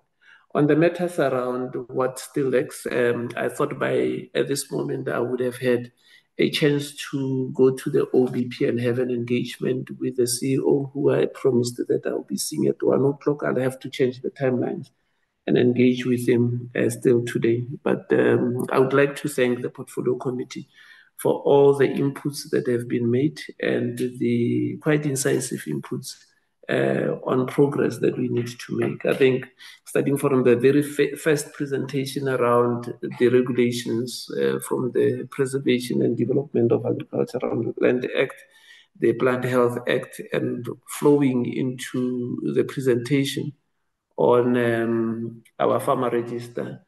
And now in terms of the last presentation around the commercialization of goat meat, we can highlight the areas that will be carried forward by the department and ensuring that we come back. Regarding the plan, the National Food Security and Nutrition Plan, once we are done in terms of the consultation, the entire plan, which will be voluminous, will be shared and will be consulted with the Portfolio Committee. I think it is very important at this moment, and I have said this, I think, last week in terms of the engagements, because most of the topics that we are having are interrelated. One of the areas that we need to deal with as a country regarding food security is the issue around food waste and food losses, post-harvest losses, and food waste in terms of the value chain, and how do we then use that to ensure that we have got ultimate food security. How do we ensure that in a broad terms, as the sector and also other sectors, we have got other ways of ensuring that the South Africans have got economic means towards food and also access in terms of how to produce food, and ultimately in terms of social protection if they are not able to deal with it. So it's a whole of government approach, a whole of society approach when it comes to food security and nutrition. Thank you very much, Honorable Chair. Thank you very much, DG, and your team for the presentation that we've made today. We do appreciate it. Where you need to go and finalize, especially on the National Food Security and Nutrition Security Plan, please do come back to us and update us. As you would have heard that members would like to know when you are done, are you going to be able to come back and update us? So on all the issues that you have presented, for an example, on the one that the one that we're looking at commercializing goat production. I listened to Mama Bulo when he presented his sense of humor that these goats, even before they arrive at the abattoir, they are done, they're finished in the community somewhere there. So whatever progress you are making, you will have to come back and brief the committee. And even if it's not workable, so you still have to come back and inform us. You don't have to wait until it's late to come and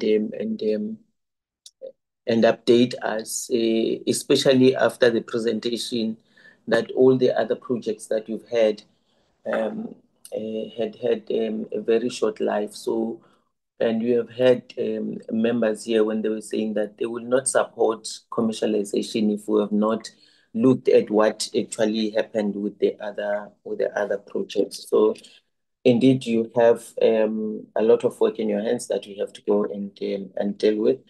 And in your discussion, as the last short, in your discussion with the CEO for OBP, please do raise some of these issues that we have raised here in relation to the vaccinations.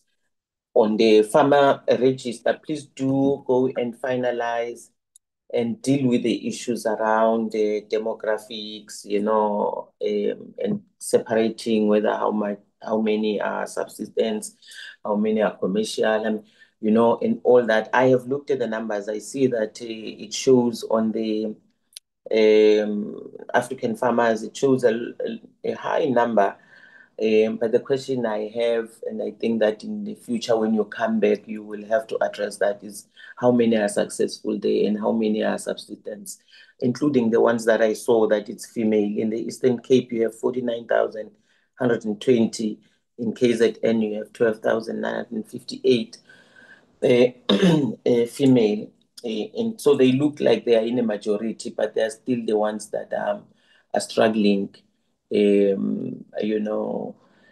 financially and otherwise in relation to running this business in agriculture. So, yeah, I would want us to, when you come back, please come and brief us on all these. And I appreciate that you already have indicated on the chat, DG. Thank you very much. Colleagues, my appreciation for your patience and your love of your work, and that even though we're getting out of time, but you still were sitting here and asking questions and making sure that we finalize the work. I would like to release the department so that we can deal with the last item, which is just minutes. Today, DG and the team is the last meeting that we've had with yourselves, because Parliament is rising on Friday, if I'm right, on the 5th of December. So we will then see you next year in a meeting. We will inform you as to when we'll send you the program, as to when will we need you. For now, I want to say that on behalf of the committee, thank you very much for working with us very well, and wish you well during this festive season, and that everybody else be safe, and so that we come back and we continue the work that we have to do for the people of South Africa. Thank you very much, DG and your team. Have good holidays. You can then be released. Thank you very much, Honorable Chair, and to you and honorable members of the Portfolio Committee on Agriculture. On behalf of the department, I would like to wish you a very good festive and a prosperous new year. And thanks for all the guidance that we have received this year. We are very proud of the guidance that we are getting.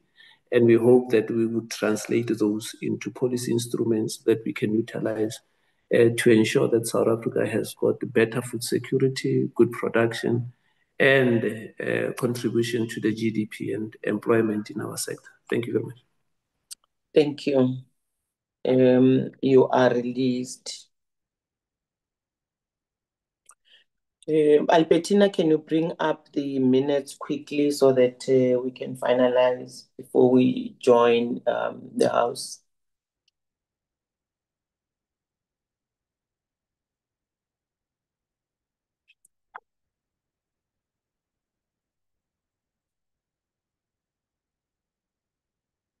Albertina, are you with me? Yes, Chair, I'm trying to come up with. Okay. No.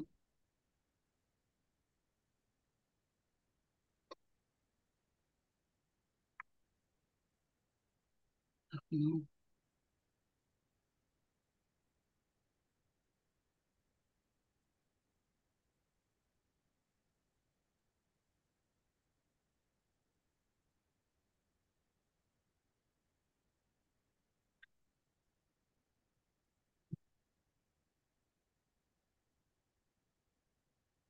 Okay, thank you very much. Colleagues, I know that you have gone through the minutes. This is the only set of the minutes that we have. Am I right, Albertina? There's 4 sets, Chair. This is the first one. Yes. Yes, this is the first one, yes. Yes. Okay.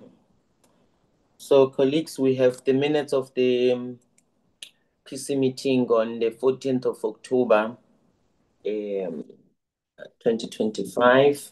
Just go down, Albertina. I wanted members to just see their names in the on top as to who was present there. Okay, yeah. Please go down.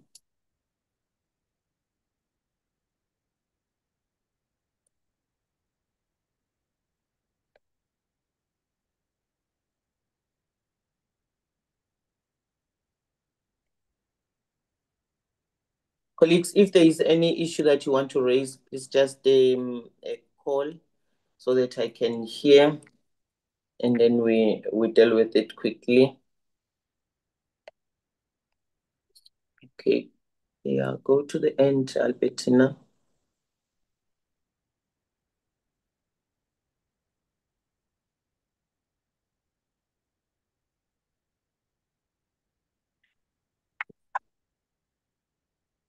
Colleagues, may I hear anyone with the proposal to adopt the minutes?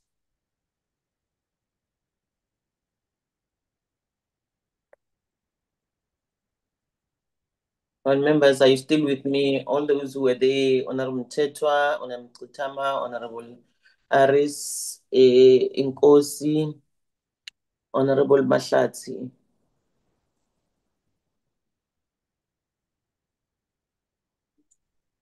Chair, Yes.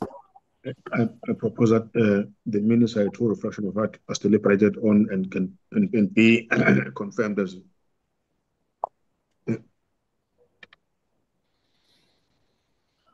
Hope I'm through. Okay, thank you very much.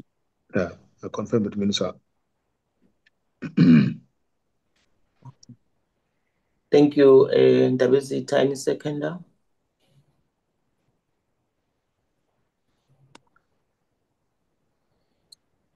Colleagues, these are your minutes. If you have left the meeting and you don't want to confirm them, otherwise we're going to go next year without confirmed minutes.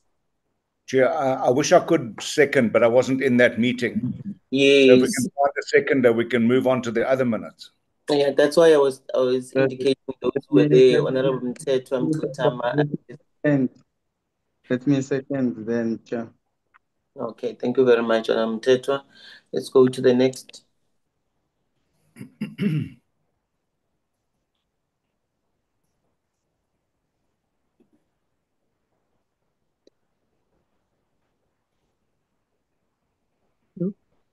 Sorry. Okay. Okay. So these are the minutes of the 25th of November, 2025. We have members who had attended there. We can then continue. Go to the second page. If there is anything you want to raise, honorable members, you will stop me and Albertina here.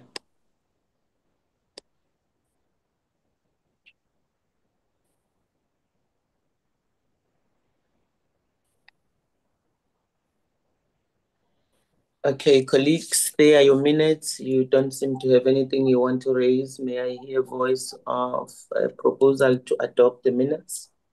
As a Chairperson. It's Honorable Gabane. I propose the adoption of the minutes.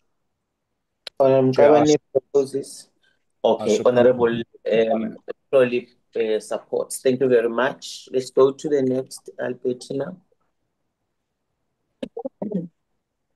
Oh, God.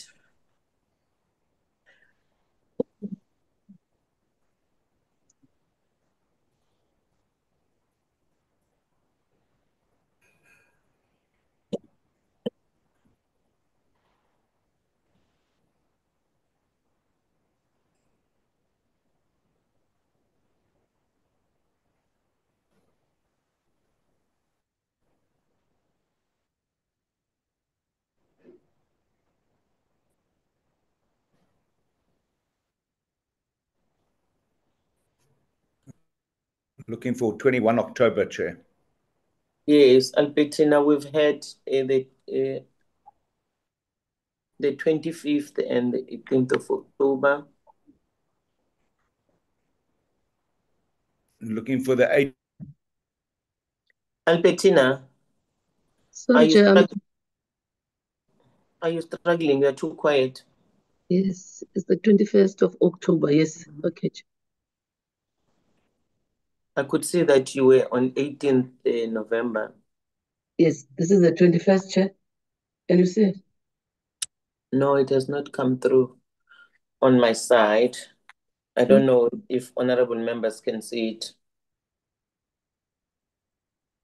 Not yet. Not yet, Albertina. It's just showing us the list of your minutes there. So, let's start again, Chair.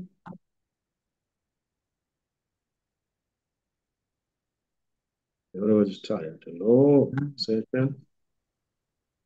The time is gone. Isikhathi sidliwe yinja.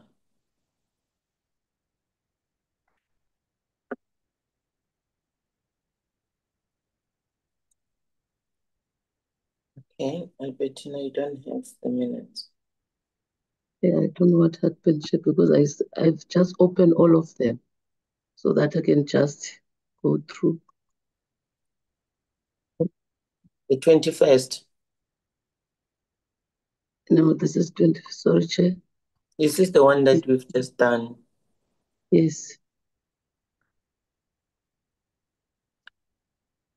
Can you see this one, Chair? 31. Yeah, no, it 21. has not opened. It has not opened. Not here. On our side, it's not showing. What's going on? Okay, let me start again, Chair. Oh, no. Stop sharing.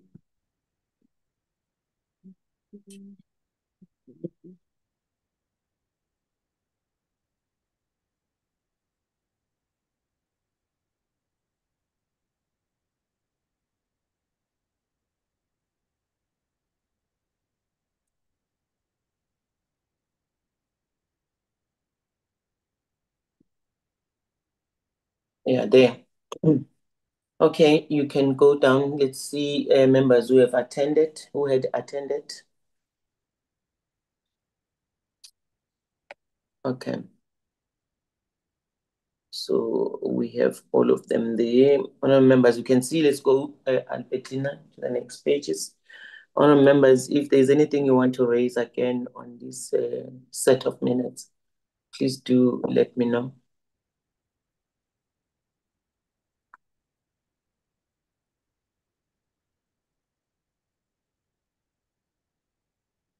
Okay, any mover? Smith.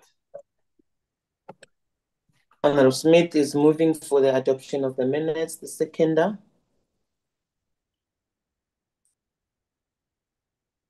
Honorable Ngabane, Chair, I second.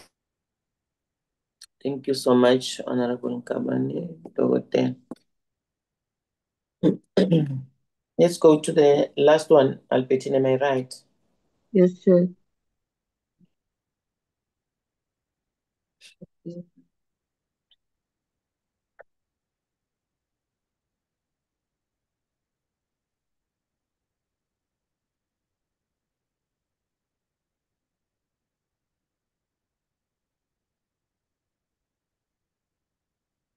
So that is going to be 18, Chair. okay. All right, go down.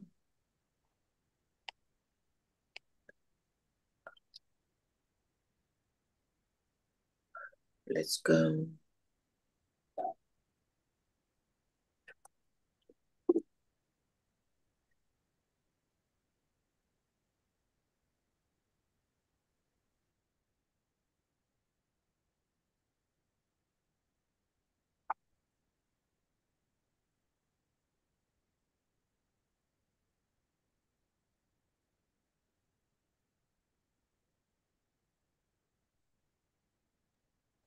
I propose adoption, Chair.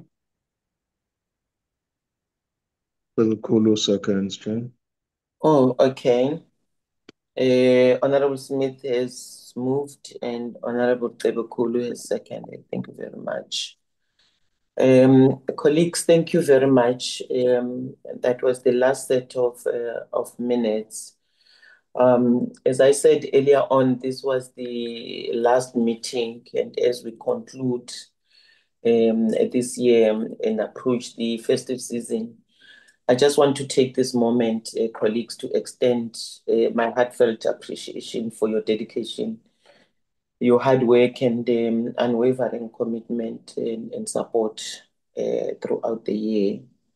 May I also wish you the festive season together with your loved ones, such that this festive season may bring you, well-deserved rest, joy, and actually time with your families, because I know you're always at work. Please do make sure that you have that opportunity. I really want to wish each and every one of you a peaceful holiday. Those who are going to be traveling, safe travels and your renewed strength, so that as we prepare for the important work that we face next year, we come stronger. And I must indicate that the first meeting that we are going to have is the meeting that is going to deal with the Ngaka issue from the oversight visit of the Eastern Cape. So thank you very much, colleagues. I do appreciate your support on a daily basis. I may not say so, but I really want to wish you a very warm festive season with your families, including the team, staff, and the support, every one of you. Thank you very much, colleagues. The meeting is... All the best to you as well. Thank you. Thank you, Chair. Blessed one to you too.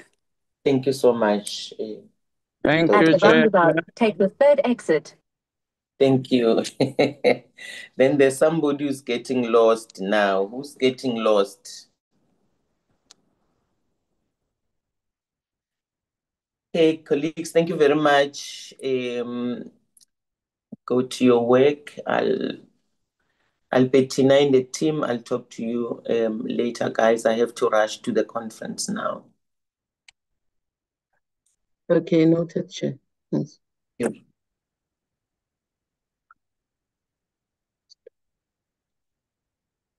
Recording stopped.